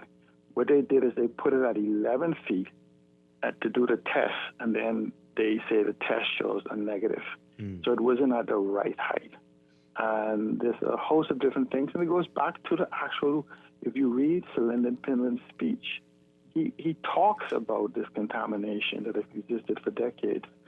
And even a liability analysis was conducted for those particular surrounding areas. And it says that the industrial sector, including the Grand Bahama Port Authority, may be liable for as much as $500 million. Oh, my goodness. But I've tried the media just like he has. I've tried the media over the last 15 years. And the truth is out there. I'm a data person. truth is out there. It's available, but it's a touchy subject that nobody wants to touch. Wow. And so if you just, once again, whoever the caller is, I know a number of people in the community. I will reach out to them today, but it's 825-9700, and I'm happy to stand with them and re-engage, because there's some people who are standing with them right now, and I think one of the police who told them knows that those who are standing with them have more of political advantage to be sent to Parliament and then forget about them. Wow. As opposed to just simply representing them for the truth. That's crazy. That's crazy. Thanks a lot. Thanks a lot. I mean, I know that certain people are listening, but they don't seem to ever do anything. So I don't know. But, boy, that's some tough stuff. We're going to look into that, though. Thank you for calling. Thank you very much. Let's take another call. Good morning. You're on the air. Hi, good morning. Are you there? Good morning, caller. No. Okay, let's get through these messages, then we want to get to BPL, our favorite topic. This is back to the plea deal person, because it's a lot of, that's what you mean, right? Because there's a lot of Johnsons in hot water. I feel that Johnson should have been given no less than 30 years because of the case backlog and an inefficient legal system. I'm happy that Johnson is off the streets for the 12 years. Regarding the CID Johnson, by now there should have been some offense that he could have been charged with when they haven't done the investigation yet, so you can't go that far. Okay. This person says the police force is going to be the downfall of this government. There will be a referendum on the handling of this police investigation that will be the nail in the coffin. What do you mean, an official referendum, or the election will be a referendum? What do you mean? Because it won't be a referendum. This person says that we know you have to bridle your mouth, but we appreciate you acknowledging that execution will be your fate in this corrupt state.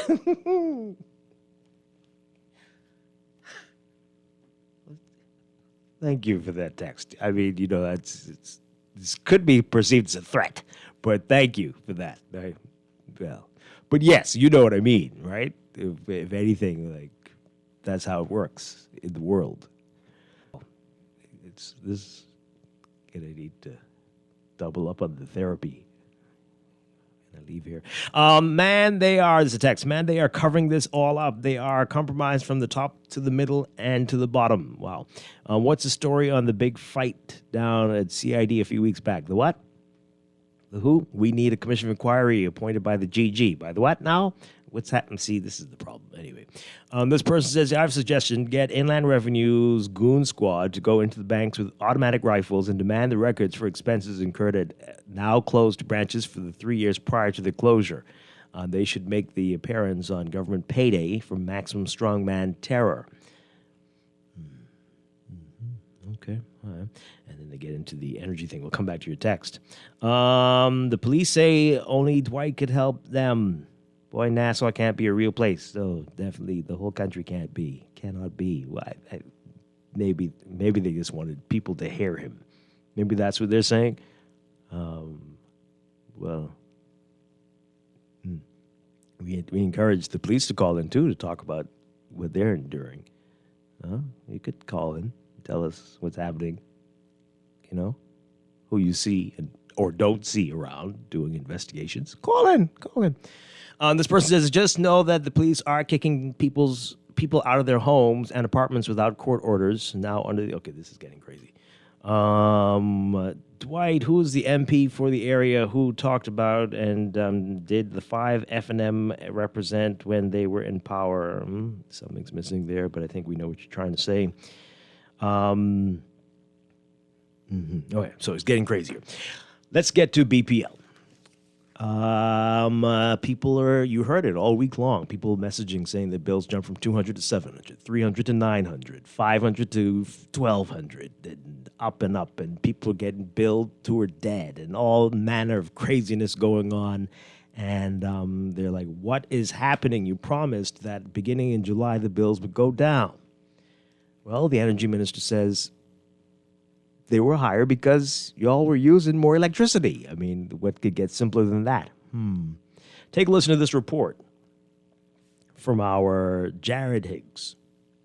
With many electricity consumers up in arms over their power bills in July, Minister of Energy, JoBeth Colby Davis, is responding to complaints from residents that their bills didn't go down, despite an apparent guarantee from the Prime Minister that they would. I had reviewed, many of them have reached out to me as well, and we've been reviewing internally that showing persons what the difference is in terms of their usage. Back in June, Prime Minister Philip Davis told PLP supporters in a charged speech that light bills would be lower in July.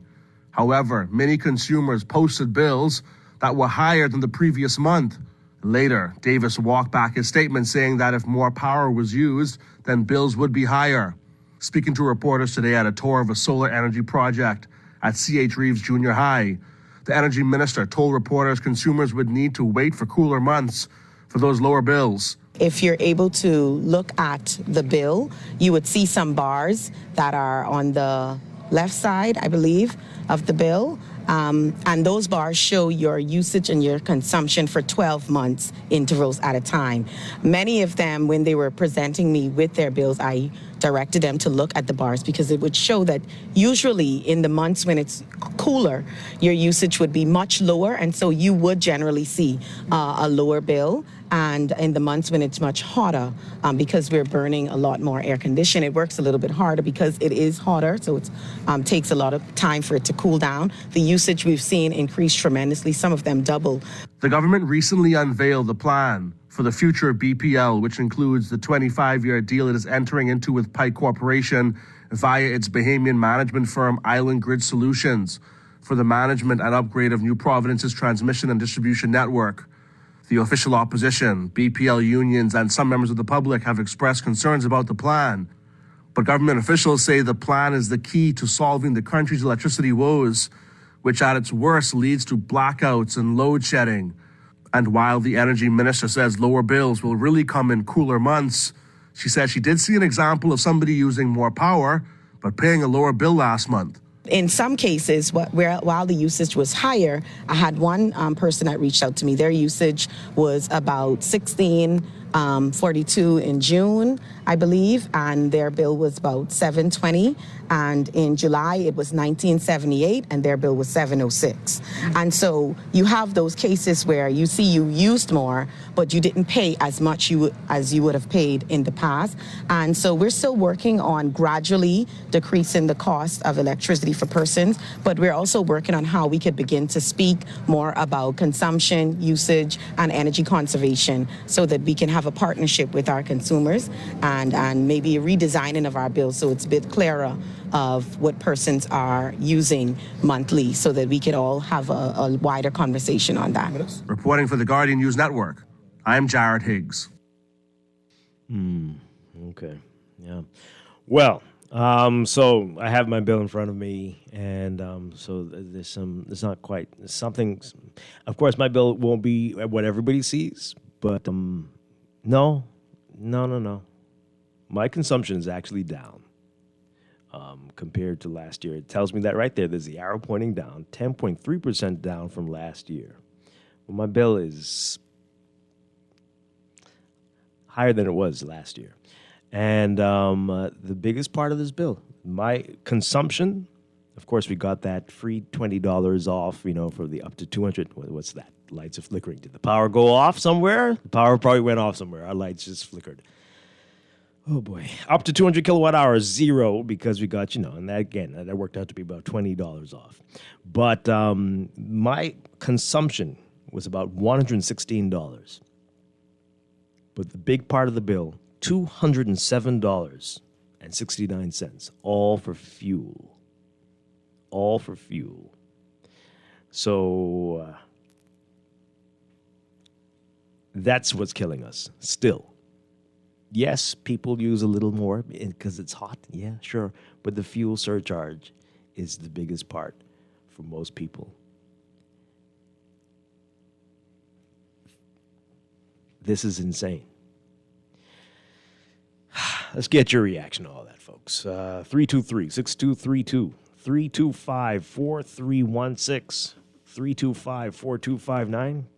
Toll free 242-300-5720. Tweet us, Facebook us, text us 422-4796.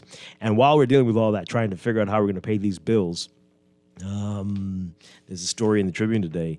BPL outages expected in Nassau today. I mean, we expect them every day. That's how it is. Every day we expect them. But now you know it's serious when it's in the paper. Oh, boy. So this is going to be... So apparently residents in several areas of New Providence will experience power outages today as BPL conducts overhead maintenance.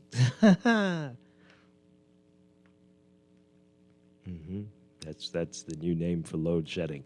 Overhead maintenance, according to Energy and Transport Minister JoBeth Colby-Davis. BPL announced the planned outages on its Facebook page, listing areas including Marathon Road and Carmichael Road, Southern Shores, and London Terrace. Yesterday, outages were scheduled to occur in Prince Charles, Nassau East, Farrington Road, and in Bimini.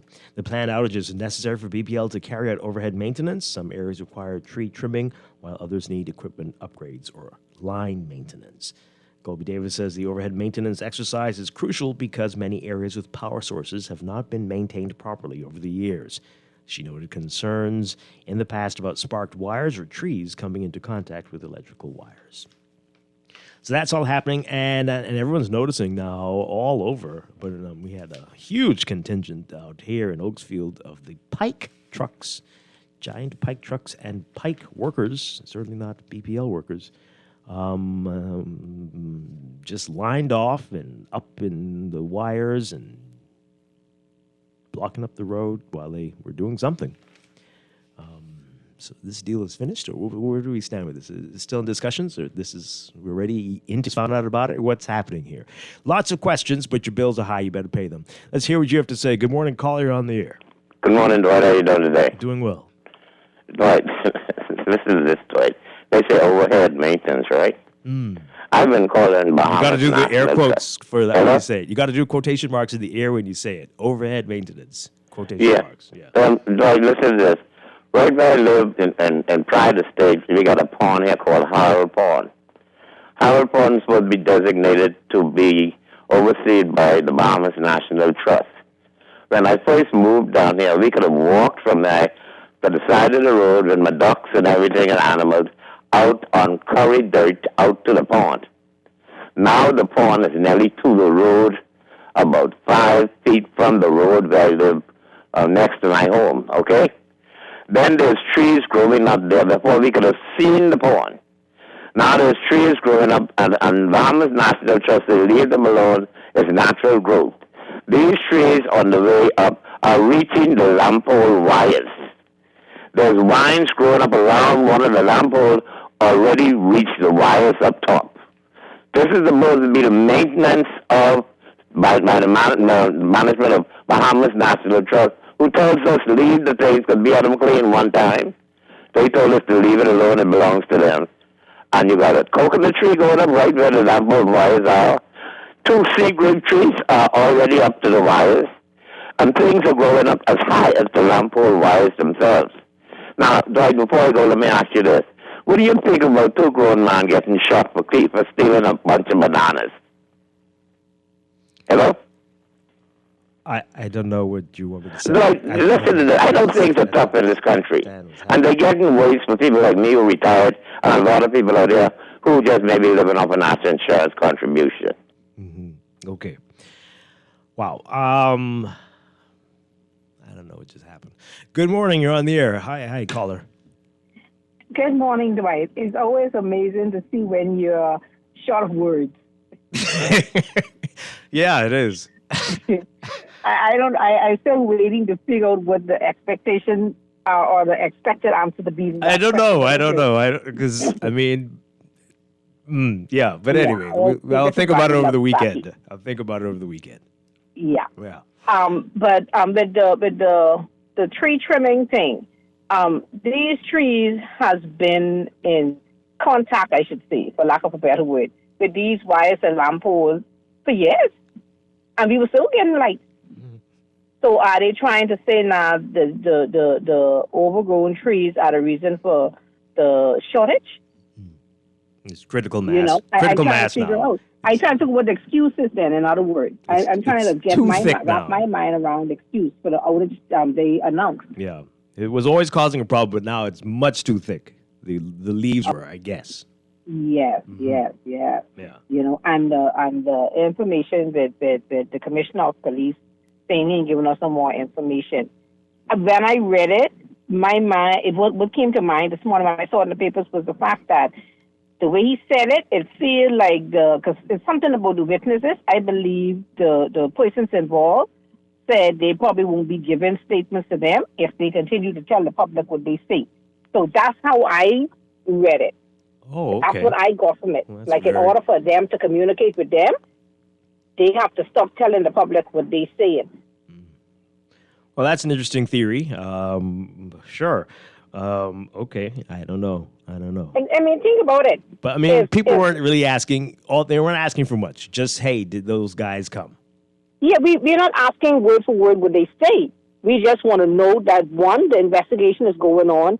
Two, that you have competent persons, which I believe they do have competent persons on the force to do it. But what my problem with it was the fact that the persons that are charged in this particular case have such a high rank.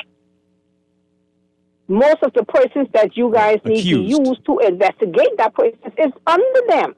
Yeah. Right. So it's easy to threaten them or have them do it the way you want it done. And that is where the fair play comes in. That's where you must have somebody else to show where these persons are not being tried. Because if this guy comes out as being an innocent party to this, I don't think it'll look good. Okay. All right. Thank you very much. Appreciate the call. Let's see if we can squeeze these calls really quickly, and then I need to get to these text messages. Good morning, caller. You're on the air. Hi, are you there? No, Hi, good morning. How are you? Pleasant day? Hi, good morning. Present day. I want to congratulate the Vice President of the United States for accepting our nomination, and I hope that he will be the President of the United States. Okay. So, okay. That's what I would say. I want to say regarding BPL, what I have done with my high bill, I've had to discontinue a lot of this stuff, to take off a lot of search protectors, breakers, and all of that. And I'm the nag in the house about the use of current. I also heard in the news that a company has not paid up their VAT, and I'm concerned about that. So I think that perhaps initially maybe we should have accepted all the revenue at port of entry rather than have consumer pay the VAT, and then corporations or businesses, institutions, hotels not paying up their VAT. Okay. Yes. Okay. And I must also say that I heard a person saying that they're afraid to talk, and I want to know that I want to encourage persons not to be afraid to talk.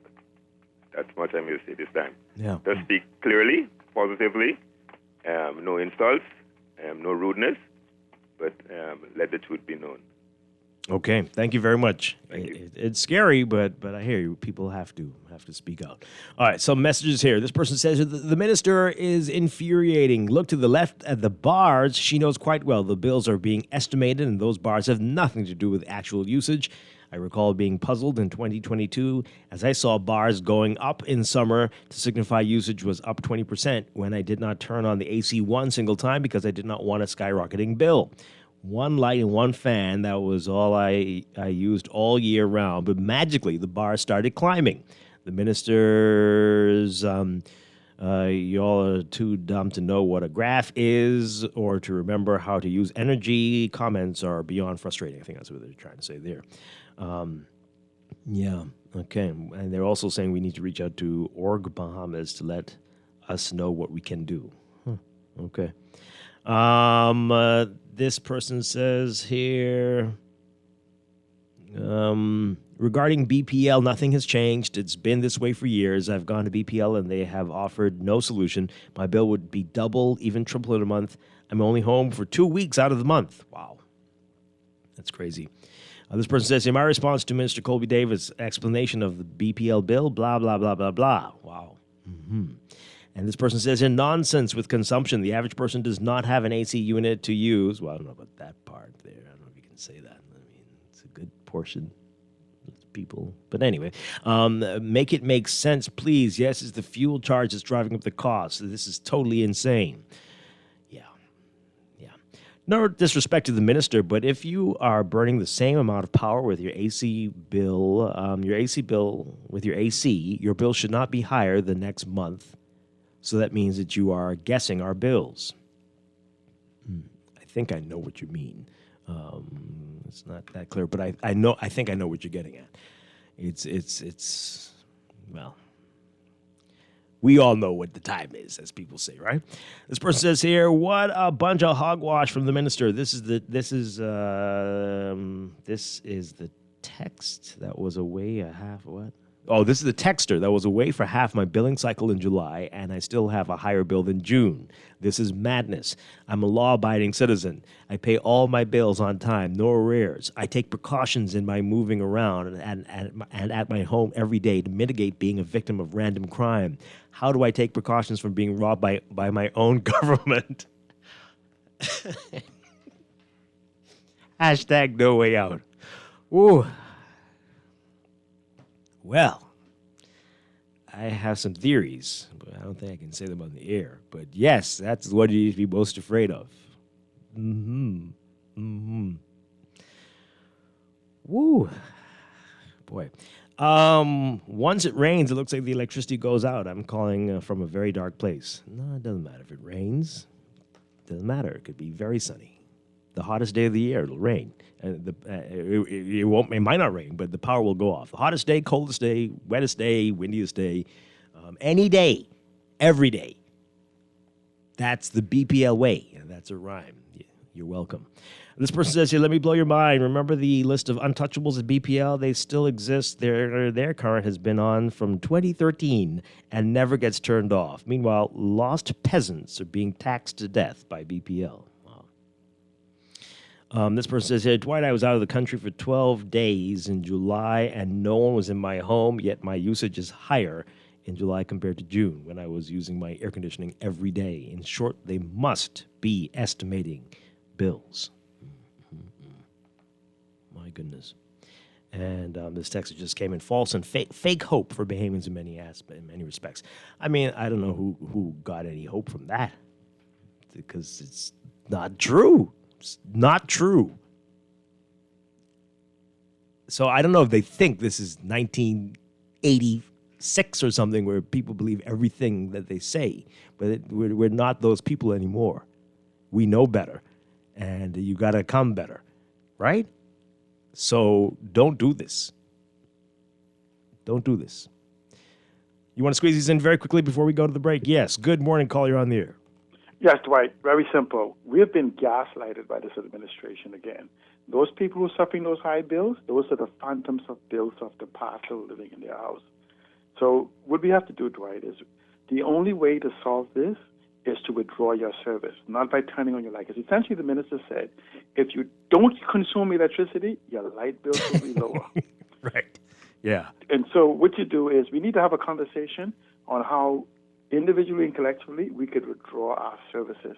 We have more than sufficient sunlight for individuals to do it to a minimum. But we should talk about it sometime next week. Give an hour. Thank you so much. Yeah.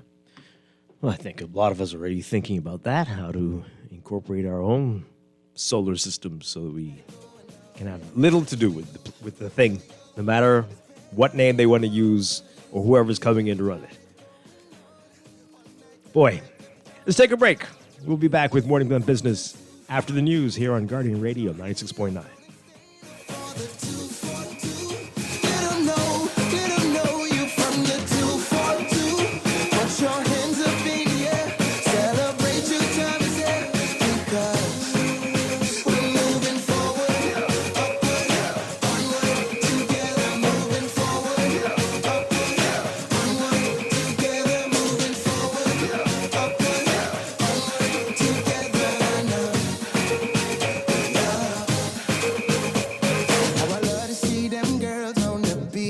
This is Guardian Radio, 96.9 FM, Nassau, Bahamas. 96.9 FM, fresh news, smart talk, all day.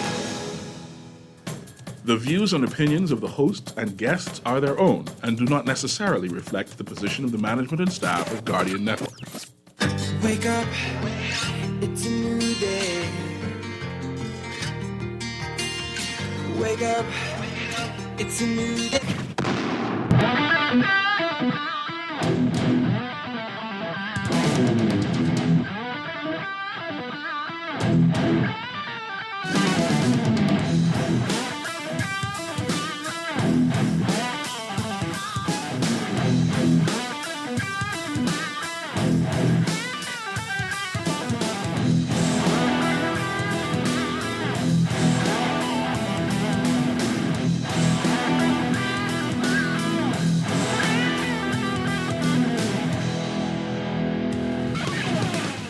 Good morning and welcome to Morning Blend Business on this Friday, August 23rd, 2024. Welcome back to our Morning Blend listeners. Once again, I'm Dwight Strachan, and this morning it's time for our monthly Morning Brand series. It's every fourth Friday in the month. Can you believe it's already the fourth Friday of the month?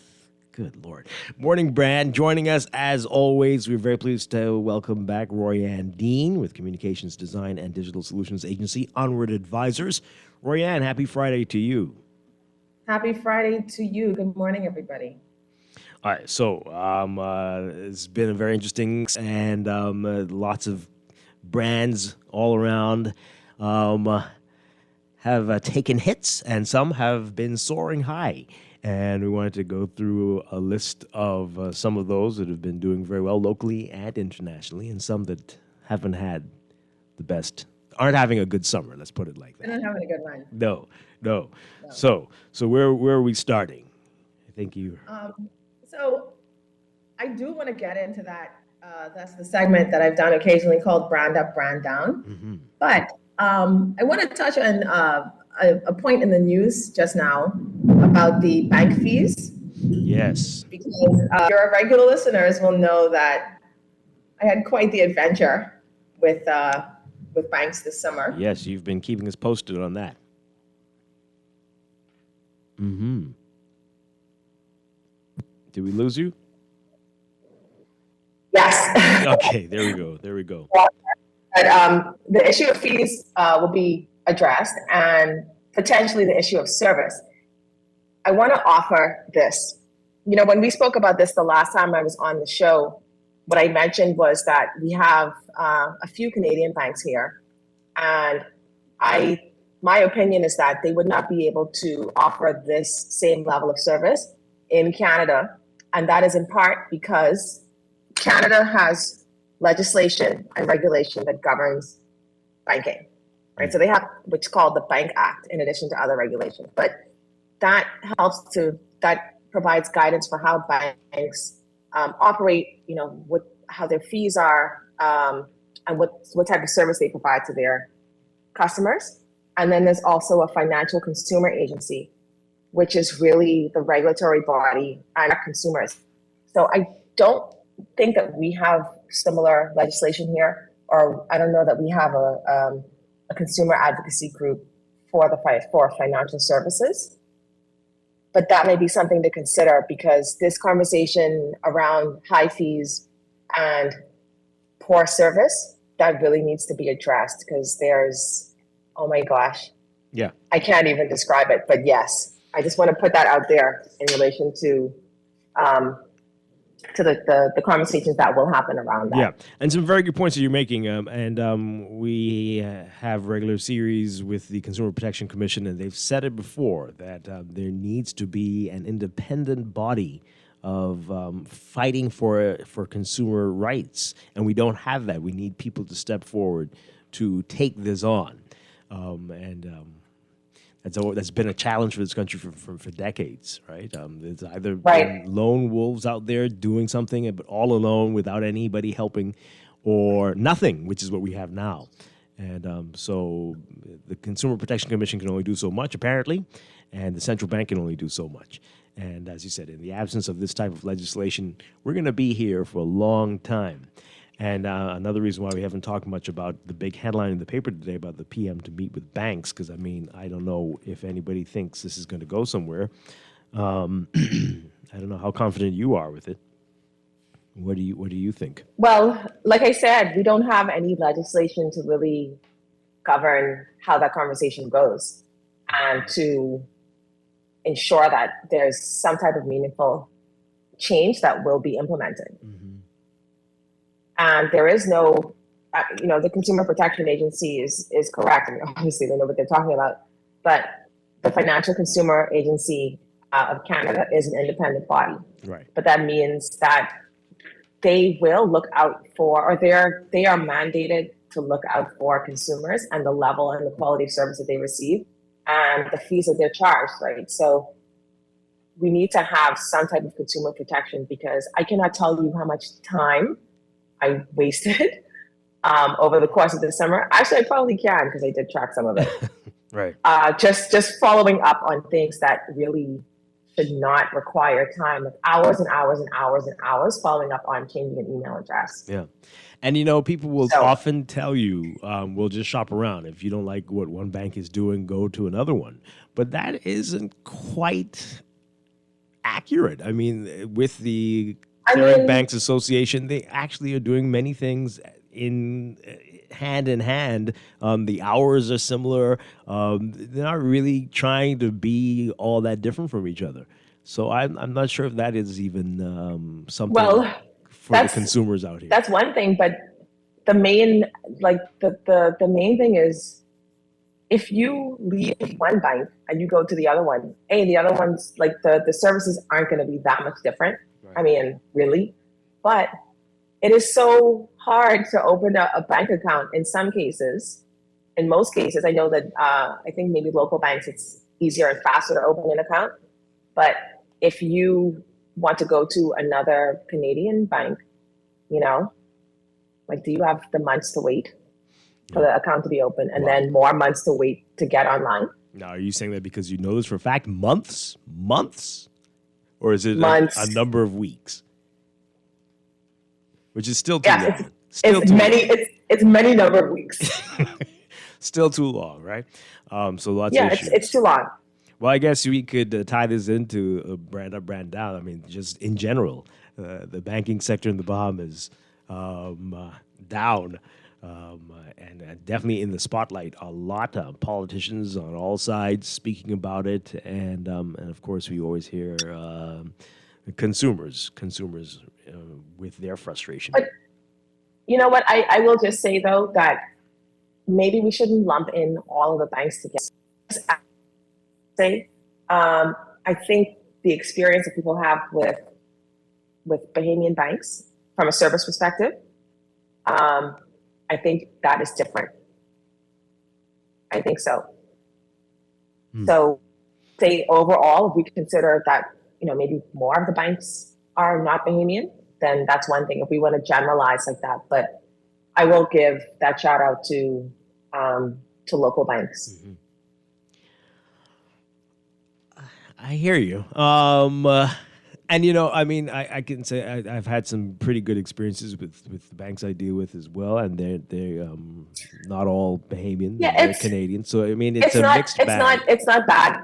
It's not like every single experience is bad. I have to say, over the years, yes, there have been good experiences and I've been pleasantly surprised in some cases. But I think that on the very simple things that as a functioning human being, that these things should not take long. Again, I go back to the email change.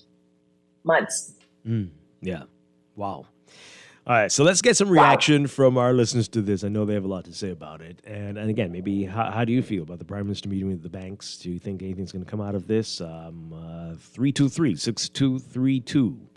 325-4316. 325-4259. Call us toll free, 242-300-5720. Tweet us, Facebook us, text us, 422-4796. This texter says here, try opening a business account. Pure nightmare. Wow. Oh, yes. Can co-sign that. Wow.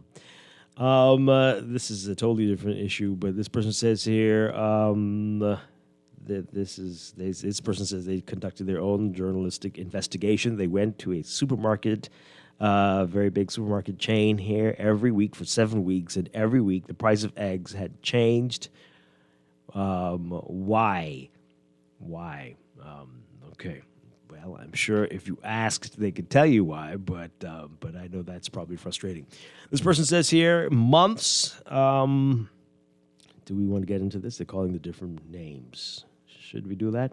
Anyway, months at RBC. The service is not as bad. Okay. Oh, boy. At some other banks for opening accounts. I think we just need to invest in our banks, invest in the banks, and, in our banks, in Bahamian, and away with the, I'm editing, away with the foreign banks. I've been working on getting satisfaction in my mortgage for a year now with one bank, and my conveyance. Oh, dear. Oh, wow. Oh, boy. Oh, boy. Yeah. Well, some calls are coming in. Let's take these, and you can continue to send your text messages, 422-4796. Caller, good morning. You are Morning Blend Business. Hi, good morning. Hi, Dwight. Very pleasant good morning to you. Hi. And to your guest. Dwight, I don't want us to lose what's something very significant that she would have just added. Pleasant good morning to your guest as well, about legislation or protocols that govern that aspect of financial services in the country. That's important. Bahamians travel now, and we have occasion where we have to deal with banks in other countries. Some of the fees, requirements are not the same. Why, 51 years later, is there not legislation that governs what some of these foreign banks are allowed to do? I think that's something we should really, really, really focus on. Thanks for allowing me to call, Dwight. Okay. All right. Thank you very much. Appreciate it. Well, what do you make of what the Clearing Banks Association President Garambo has said? He said that this is all these suggestions are going to push us towards a very slippery slope and even towards becoming a communist state. And what do you make of that? Well, see, this is the difference, right? If there's legislation that governs how banks operate, I don't think that's pushing it to a communist state. It does. You have to do X, right? That's a different story. But legislation that will inform, here's the standard of treatment that you must provide, or a standard of service that you must provide to your customers. If they have to have fee increases, I don't know what the percentage of the increases are, but they do happen, to my mind, arbitrarily, and you're not able to track it over time. So nobody's looking at this and saying, okay, in 2010, this bank raised its fees by 3%, and it's been going up 3% every single year. Because right now, the fees can go up by whatever percentage they would like them to go up by, and there's nothing to say, hey, can you break this down over a longer period of time, or why do you need to increase the fees by this amount for this service? Also, your increase in fees is not proportional to the improvement in service, right? Things that having legislation can help with, but also having that independent body can track and help to protect consumers. Yeah, and that's interesting, right? Again, I also think that I just wanted to say, I also don't think that the president of the Clearing Banks Association, it doesn't sound like he is opposed to having some protections in place. I don't know, the rest of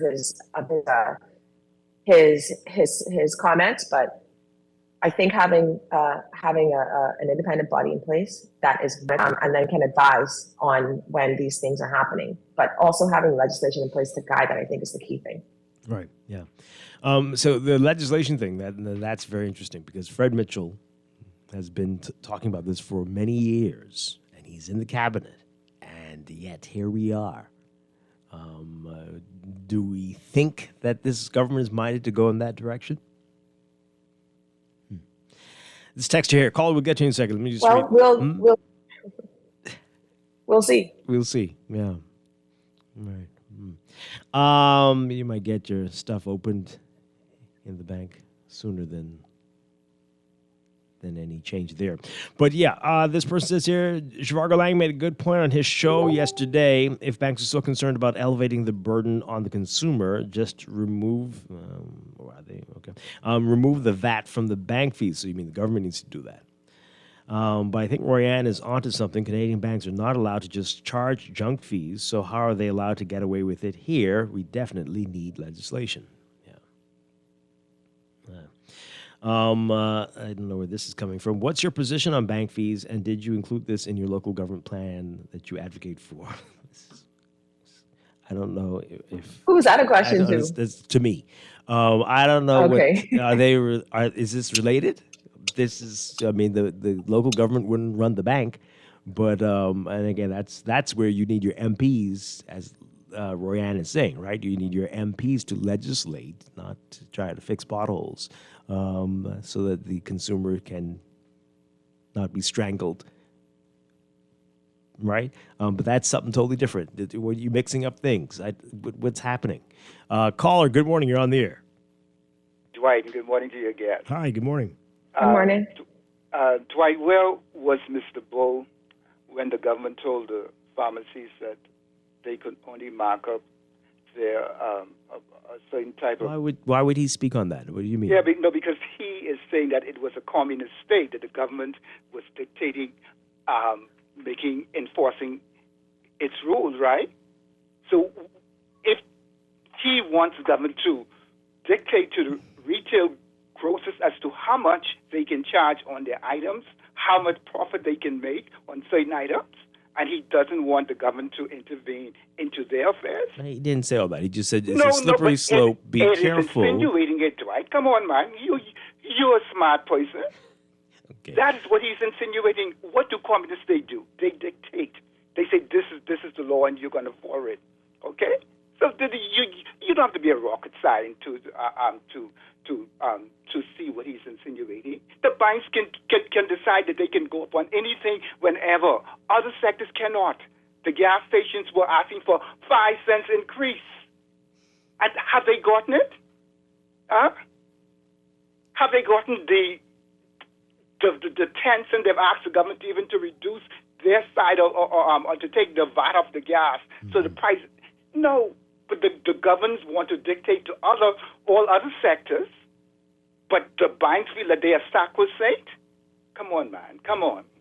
This has to be madness. And then Mr. Garvin Bowe, whom I have the utmost regard for, I don't agree with him. The government has to govern for the Bahamian citizens.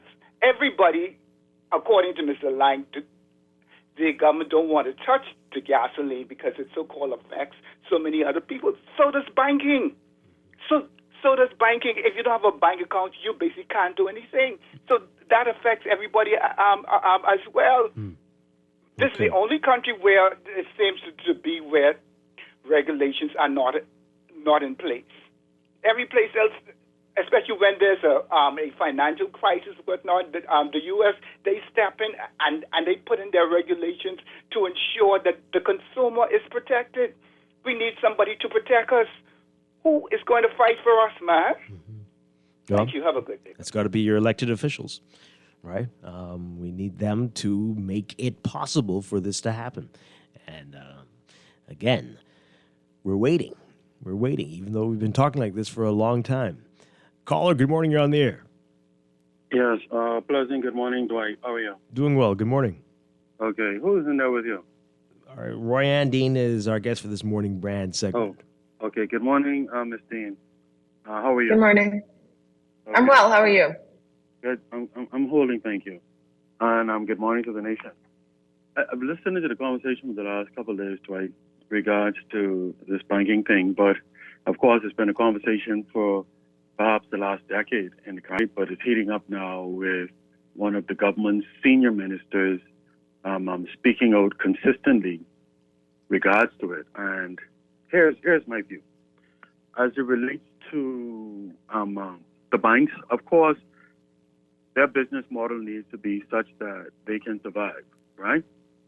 But ultimately, Dwight, when you're fitting a business model into a country and the resources in that country being the people in terms of their income or their intake isn't requisite or isn't competitive to the fees that is going up all around us, not only with banking, the banking sector, with all other areas where you have the inflation poke going on, and then you have naturally increases in fees taking place. When you examine how that impacts one's dollar or one's dollar spend or one's dollar reach, that's where the real conversation is. And unfortunately, for the most important resources in the country, being the citizens, persons who reside and are visiting, there's always the squeeze going on at virtually the necks of our economic pockets. And secondly, Dwight, we have to also consider, when we talk about competition, we have to examine that word carefully. We don't have any real competition in our country as it relates to which bank is offering better interest on your savings in the bank, or which bank is offering better rates in terms of the various kinds of loans, whether it be commercial, mortgage, or whatever the case may be. And so we want to talk competition that would really and truly, based on what Garwin is saying, which I agree with, but we don't have that concept here. If we want to have real competition, then the government would need to open up our banking sector to allow for, say, Chinese banks to come into the country, where we know the dollar spend from the Chinese banking system is a lot more affordable than it would be with the banks that are coming from other parts of the world. And then you would see real competition driving to the benefit, more or less, of the citizens and visitors and residents in the country. Outside of that, we don't have real competition taking place. We may have different brands of banks that are taking place, but relatively speaking, all of their rates are within a margin of maybe 1 or 2% of each other. So that's not real competition. And so I believe, finally, on the point, Dwight, I believe that it would be very wise for the government to convene a body, inclusive of the Minister of Economic Affairs, inclusive of the Financial Secretary, inclusive of the Director for Financial Services, to convene a body with the government pillars who are experts in the areas to do a study, and then the government approach the commercial banks with its recommendations rather than the way that the government is seeking to do it. Because doing it that way, it still doesn't bode well in terms of the government making a real determination on behalf of the Bahamian people. The government has its own experts. Let's put our experts to work. Let's meet with their Clearing Bank Association head, Garwin Bowe, who represents them all, and let's then fight for the best solution on behalf of both the banks and the citizens, like the Financial Secretary has said, but using a different approach. Thank you for the opportunity. Thank you very much. Appreciate it. One final call on this, Rand. Good morning, caller. Are you there? No? Okay, we had them holding for a little while. All right, some messages here on this. There's no doubt a lot of laws have to be changed, but when people keep saying 51 years later, why this, why that? Well, the U.S., 250 plus years still, and they're still changing laws. Well, I think you're looking at this in a strange way. But yes, they're not afraid to change the laws. Sometimes I wonder about us. I agree with one of your previous callers. Car companies are limited to the markup they can charge, so banks should be too. This texter says, my money is going back under the mattress. Yikes.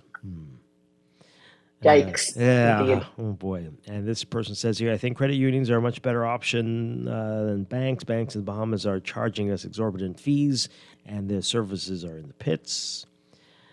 And another one says, ask Garwin Bowe if in Canada the regulations are leading to communism. And another text here. Technology reduces human resources and cuts costs to almost nothing. Clearly, fees are the profit regime of our banks, our local banks. The profit fees in the U.S. from the Bahamas is 10 times or more than every country in our region, even with populations of many multiples of the Bahamas. Even with the adoption of technology, we are now taking longer to do things than we had with paper models. What the F is wrong with the Bahamas. Yeah, boy. We can't be a real place. Good Lord. And I can confirm that I'm a real person and I'm in a real place. So. Yeah. Okay. Yes. Well, you're on Zoom. I don't know where you are, so you know. So, and this person says here, regarding the Canadian bank drama, a special good morning to my old buddy, top master marketer Roy Andine, who's also excellent at starting and heading groups or organizations. Okay, all up in your business. Thanks. Well, I requested you and like-minded individuals start a powerful lobby group to virtually whale the backsides of these seemingly unfair Canadian banks. We need a special non-government independent group to buffer the Bahamian people from the banks and virtually spank their backsides when necessary. That's twice they've said that. Oh, by the way, BPL needs a spanking too. Okay. Well. Great segue. Yeah. All right, so we're going to get to BPL and more when we get deeper into the brand up, brand down discussion with Roy Andine from Onward Advisors and Morning Brand here on Morning Blend Business. We're going to be back in just a bit. Stay with us. To save, you can put $100 into the CFAL Savings Express Plan and make sure your money keeps growing. Earn interest on your savings while you're sleeping, eating, or standing in line at the bank. Ready to invest? Start by putting $1,000 into our mutual funds and earn interest there too. Because at CFAL, your interest is our interest. Visit CFAL.com to start now. CFAL, growing wealth for future generations of Bahamians. You try to rest, but roll with the best. For all your printing needs, there ain't no one better, no. For posters and banners, magazines and flyers, decals, greeting cards and newsletters. No job too big and there's no job too small. You name it, we can print it. Just give us a call. Let Print Masters bring your masterpiece to life. Located in the Nassau Guardian Building, telephone 302-2361. It's a Scotia Plan Loan Summer. With Scotiabank, you can chase your summer vacation, swing into your home renovation, and slide on back to school with ease. Apply for your Scotia Plan loan and benefit from competitive rates, flexible loan terms, and no payments for up to 2 months. Tick off your to-do list this summer and apply for a Scotia Plan loan today.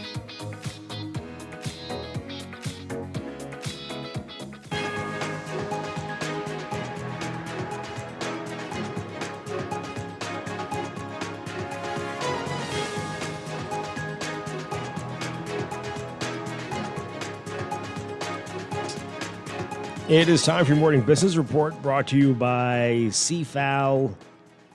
IRCA, the Utilities Regulation and Competition Authority, releasing its consultation document on the roadmap to enable 5G deployment in the Bahamas, outlining that one of the biggest hurdles to rolling out 5G will be the large financial investment stakeholders will have to make to facilitate its delivery. IRCA's consultation document says customer data and global polls show the insatiable need for more data and faster data speeds from providers, which can be provided through 5G networks. Given that empirical sources have signaled that the need for 5G services in the Bahamas, IRCA's document lays out the framework to govern technology. The document says that IRCA believes that the consultation document represents a significant step towards the introduction of advanced broadband connectivity in the country, paving the way for enhanced electronic communication services and social and economic growth. Read more about it in today's Guardian Business section.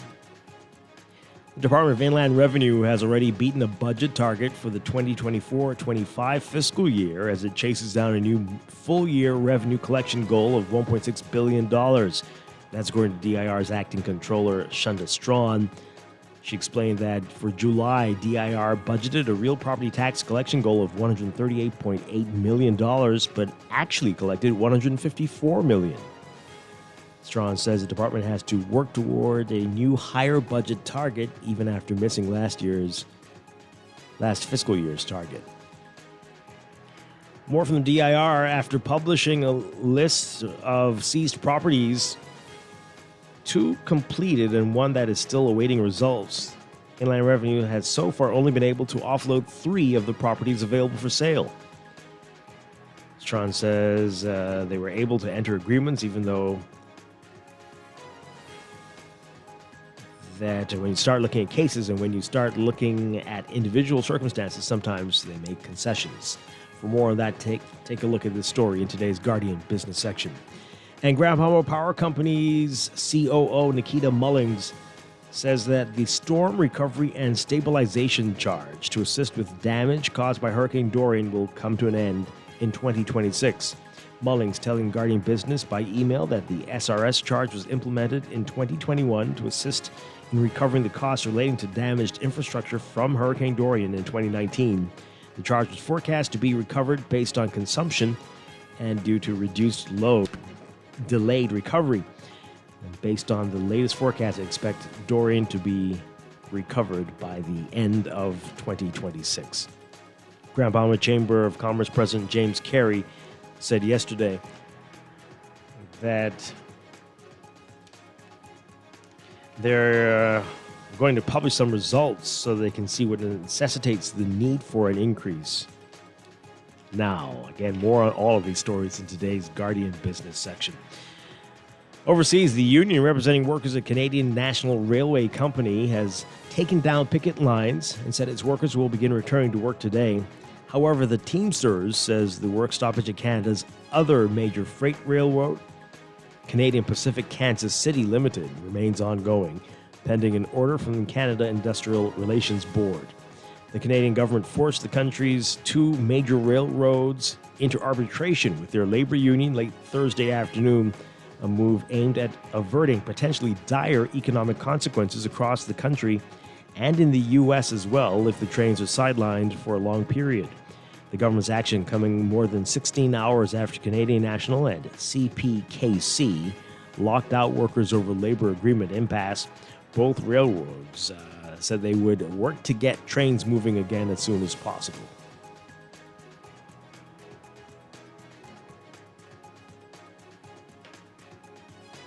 Closer to home in your Market Watch, recapping trading on the biscuits from Thursday. Your market movers, Consolidated Water down 17 cents, closing at $5.30. Emira Incorporated unchanged at $9.06, though. The Biscuits All-Share Index closing at 2,964.48, down 0.16. That's your Market Watch. And that is your Morning Business Report, brought to you by CFAL, growing wealth for future generations.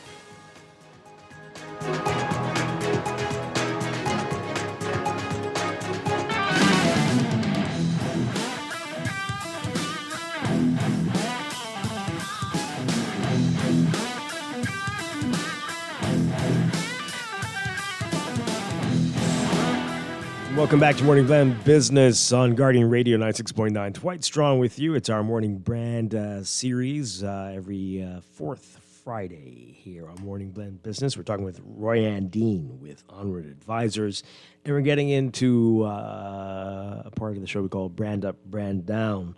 Royanne takes a look at companies, local and international, that have had a good month, good couple of weeks, maybe a good year. Those are brand up, and others who are having a rough time, brand down. So before the break, BPL was mentioned. I suspect that's on your list, Royanne. That is on my list. Mm-hmm. And we know which direction they are going, no matter what. I think we know. Mm-hmm. It's I have to say it's trending down, and I say this with love because love. I was so hopeful. Yes, I was so hopeful. You know, when the generators came in and there was all this investment in. Are you talking old stories? Yes. From years back. Yes. Okay. Mm-hmm. You know, yes. I was hopeful, and then I think they had a while where the service was steady. Mm-hmm. You mean the power didn't go off for about 5 weeks?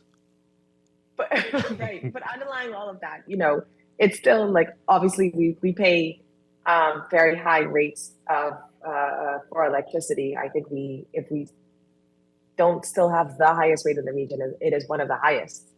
But you know, I think it's interesting that whenever the weather changes, like, you know, last week there was a lightning storm and the power went out. Like when it rains or if there's like lightning, you kind of expect that the electricity is going to go off. And it did go off, and it was just, you know, they had some issues with the repairs. But underlying all of that is the fact that the rates are so high. They are so high. And you do see the news that they do, you know, they plan to make an investment in renewable energy. They plan to make an investment in upgrading the equipment. However, in the meantime, you know, we're just paying a lot of money. And several people just in my circle have commented that this month, or I guess that was like, was the highest bill that they had in a while. Yeah. You know? Despite all the assurances and promises that things would be trending downward in terms of the bills. Yeah. Yeah, exactly. So I'm going to have to say BPL, especially with this last outage and like all the situations around that and the high bill, brand down for BPL. No surprise there. Do you have GBPC on your list? Grand Power Company just had some public relations challenges over the past few weeks as well, trying to seek an increase, even though Grand Bahamians are wondering if they move to New Providence without knowing, because their power is going off much more frequently now than it was before. Than it used to. Yeah. But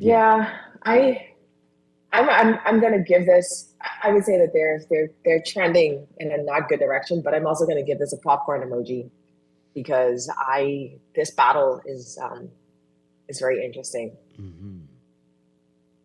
Yeah, it's going to be quite something. Very interesting. This is where the government did step in and make a law, but people are saying, "Well, that law doesn't apply to me." So go over there with that law. And, with that, yeah. So this is going to be something to watch, definitely moving forward, and we'll see how this goes. And this, as you say, bring the popcorn. Bring the popcorn. Bring the popcorn. Popcorn emoji there. Those are the brand downs, but I do want to go to the brand up. I think I don't know if you've seen last week that the LPIA, the airport, Lynden Pinling International Airport, there was 4.2 million people that went through this airport by the end of fiscal year 2024, which is in June. Mm-hmm. So this is a huge milestone because this airport was renovated. I can't remember the exact date, but a few years ago, at least 5, maybe 8 years ago, the airport was renovated. Maybe 10 years ago at this point, the airport was renovated in order to accommodate larger aircraft and more passengers. And this is a record amount of passengers that came through the airport. So, and that airport, you know, is a former best won an award in 2021 or 2022 for the best airport in the Caribbean, and it was nominated again for that airport for that award this year. Mm-hmm. So, I think that LPIA and the team at NAD, that's a brand up in my book because your borders and in particular that international airport plays a very important function in helping our tourism industry to grow. Yeah, and the tourism minister is saying that it's the numbers are so large they're going to have to expand the airport. It's too small now, so exactly that says quite a lot. Yeah, they recently hosted the Airport Conference of the Americas there. So our airport, for a small country, our airport is having, I would say, an outsized impact, and they're being recognized for what they do. And we are, working together with all the promotional bodies for tourism. But the fact that we're able to process that many passengers, and it's a pretty good experience at the airport, I think. Yeah. So yes, NAD LPIA Roundup. Mm-hmm. It's really great stuff, which makes it all the more sadder that airports in the rest of the country, I don't know if birds want to land there, but hey. Well, silver lining is they have a benchmark, a local benchmark that they can measure against and work towards. So not every airport has its own management or like an independent management body. Some of them are managed by civil aviation, but there's a local benchmark, and with the investment in airports around the country, and in particular those that are in Family Islands where airlift is growing. Yeah, I'm optimistic that you're going to see some changes. So, there all already have been some renovations. There are more renovations that are going to happen. And I'm hopeful that they will be operated in a way that we can facilitate more people going to the Family Islands. Yeah, we've already, the contracts and things, that we were supposed to be there already. But let's see. We hope that it happens sooner than later. So we hope. We will see. We will see. Any other brands up? Yes. Brand up. I don't know. Have you been watching the Democratic National Convention and just the whole U.S. campaign in general? Have you been paying attention to that? In and out of the DNC, I saw definitely Kamala Harris's speech last night, and most of that at least. And I saw the Obamas a few days back. So not as closely as some people, because some Bahamians have been watching. They've been staying up all night to watch every part of it. But it has definitely been not dull. I can say it like that. It has not been dull. As a matter of fact, so the DNC, the Democratic National Convention, and I would say just the campaign, the whole Harris-Walz campaign, that's like a co-brand brand up for me.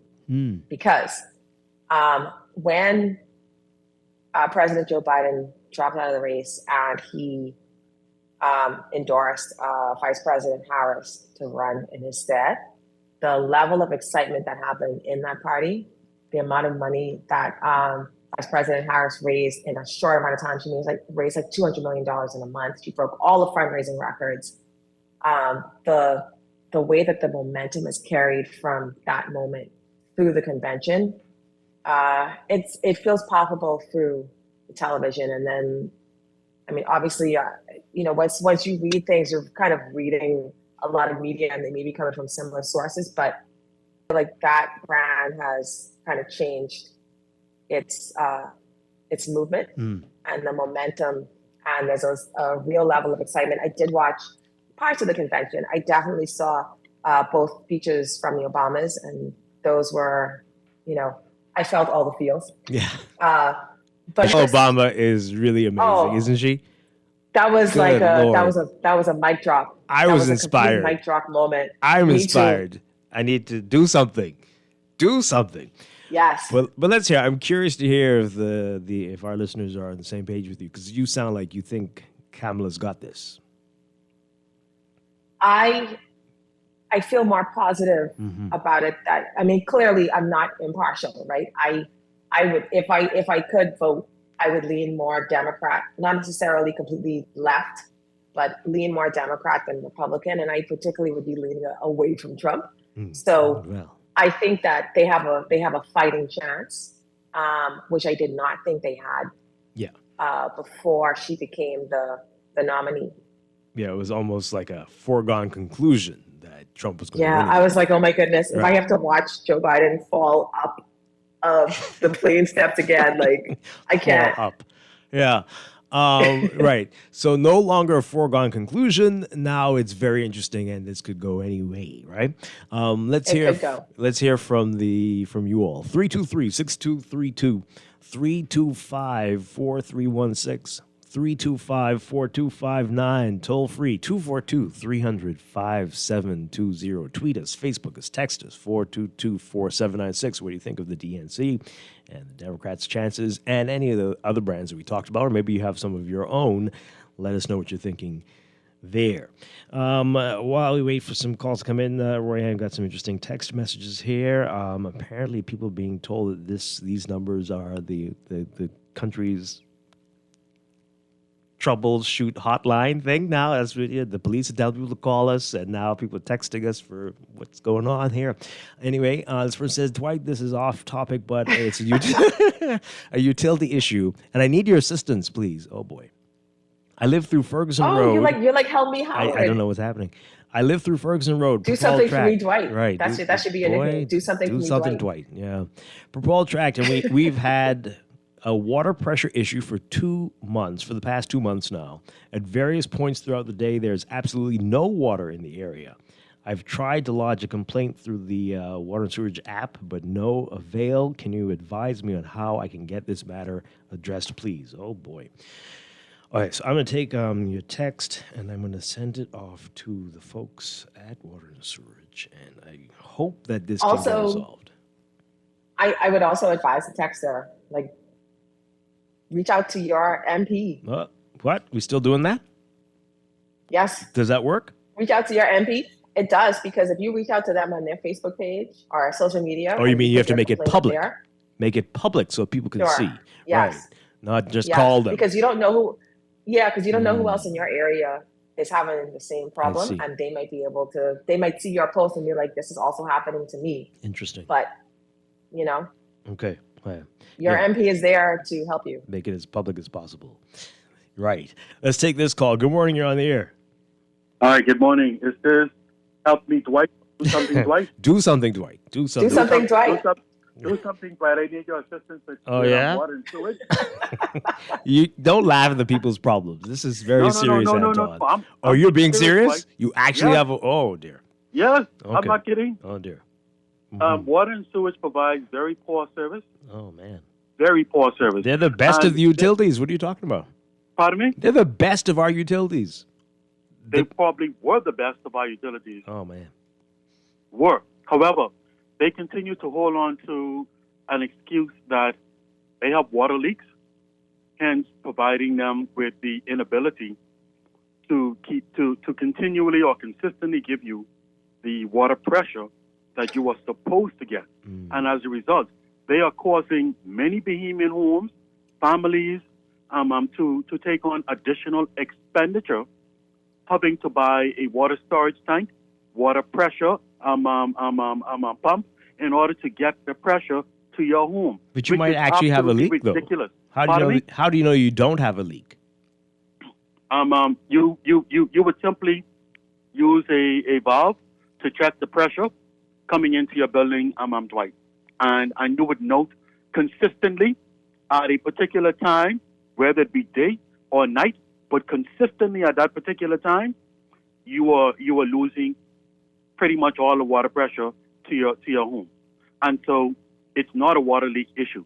All right. You can simply isolate that by using a water pressure valve that tells you the consistency of pressure coming into your home. But water and sewage has been very lousy, right, Dwight? They may have been very efficient, and I do remember giving them very good credit myself for the level of service that they provide as professionals in water and sewage. However, Dwight, the water pressure problem, they continue to try and use as a crutch that they have water leaks, acting as though they don't have the responsibility to repair the water leaks and ensure that you get consistent water pressure coming to the inside of your home for yourself or yourself and your family, which is completely unacceptable, as water is a basic essential, one with which we cannot survive. Okay. Thank you for the opportunity. Help me, Dwight. Do something, Dwight. Please do something, Dwight. Oh, dear. God bless. I hope they're listening. Did he say what area he's in? They maybe need to check that whole area there. Royanne, this texter says, and you keep hearing this from Bahamians, although I don't see the evidence. Do they have real evidence to support this? So they keep saying the Republican Party is a better party for this country. We always hear people say that the Bahamas does better under a Republican, when the U.S. has a Republican president. I don't have. Do you remember? Is this the case? I mean, what are we talking about here? What George Bush? Really? I've heard that. The other George Bush? I don't think so. Yeah. There were recessions under both of them, and we had serious problems. You're just saying that because I don't know why. What Trump? Really? What happened? I have heard that, and I think that what happens is that because wealthy people or very wealthy people make more money with lower taxes or tax cuts or tax breaks or however you want to put it under Republican governments, maybe more of that discretionary income comes here. So that's assuming, not the country right? doing well. That means certain individuals. I don't know that that's certain individuals do well because they're rich friends. Yeah, I don't know that that is the exactly. country per se. And then now, let's say that may have happened and people may have, brought their money here for like private banking. But, the way that our legislation has changed, I don't know if that's the case. I'm speculating. I don't know for sure, but I mean, there's no evidence. And again, I don't know that that's been like proven. The biggest recessions have been under the Republicans in the last few years. So that's crazy. And in the 80s, when you talk about Reagan, I mean, can you say it was the Republicans or the drugs that were flowing through the country? Which one was it? Maybe it's both. So maybe it's both. Maybe it's both. I don't know. And of course, but we know we had a big boom under Clinton in the 90s, though, right? Because he ran a surplus. Mm-hmm, yeah. So, and we were doing very well. I would challenge that texter who makes that assumption to just, what were the things that were so great for the Bahamas under Trump? Because that's who's running right now. Well, we know what happened here. We had Dorian and we can't blame Trump for it, but we're just saying we had Dorian and we had the pandemic. So during his time, nothing could happen here. So let's not. No, and then there was like locusts and like fires and it was chaos. Yeah, like pretty much the zombie apocalypse. And happened. we were very afraid that there would be World War III. But so yes. So come on now. Anyway, this texter here, I think they mean it as an insult, but it sounds not bad. I don't understand it, but they say I knew Royanne would lean towards the Democrats because she supports diversity, equity, inclusion, and gay rights. It's supposed to be an insult, Royanne, but is it? Yeah, clearly. But anyway. Thanks. But that means I'm communicating very well. Thank you. Equity is a very bad word. Anyway, Royanne Dean, always a pleasure. Thank you so much. We'll talk with you again next month. Always a pleasure. Have a great weekend. Thank you. And I'll be back Same on to you. Monday. Goodbye, everybody. I'll be back on Monday with more Morning Blend business right after Morning Blend right here on Guardian Radio 96.9. Everybody have a great day, great weekend. Be safe. Stay tuned for On the Clock coming up next.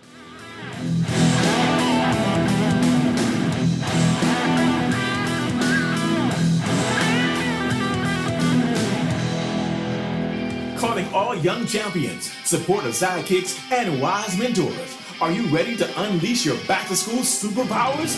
Fly into John Bull Business Center, gear up, and enjoy a super 20% off all school supplies and 10% off on teaching aids. And that's not all. With every purchase now through September 7th, enter to win a $3,000 shopping spree.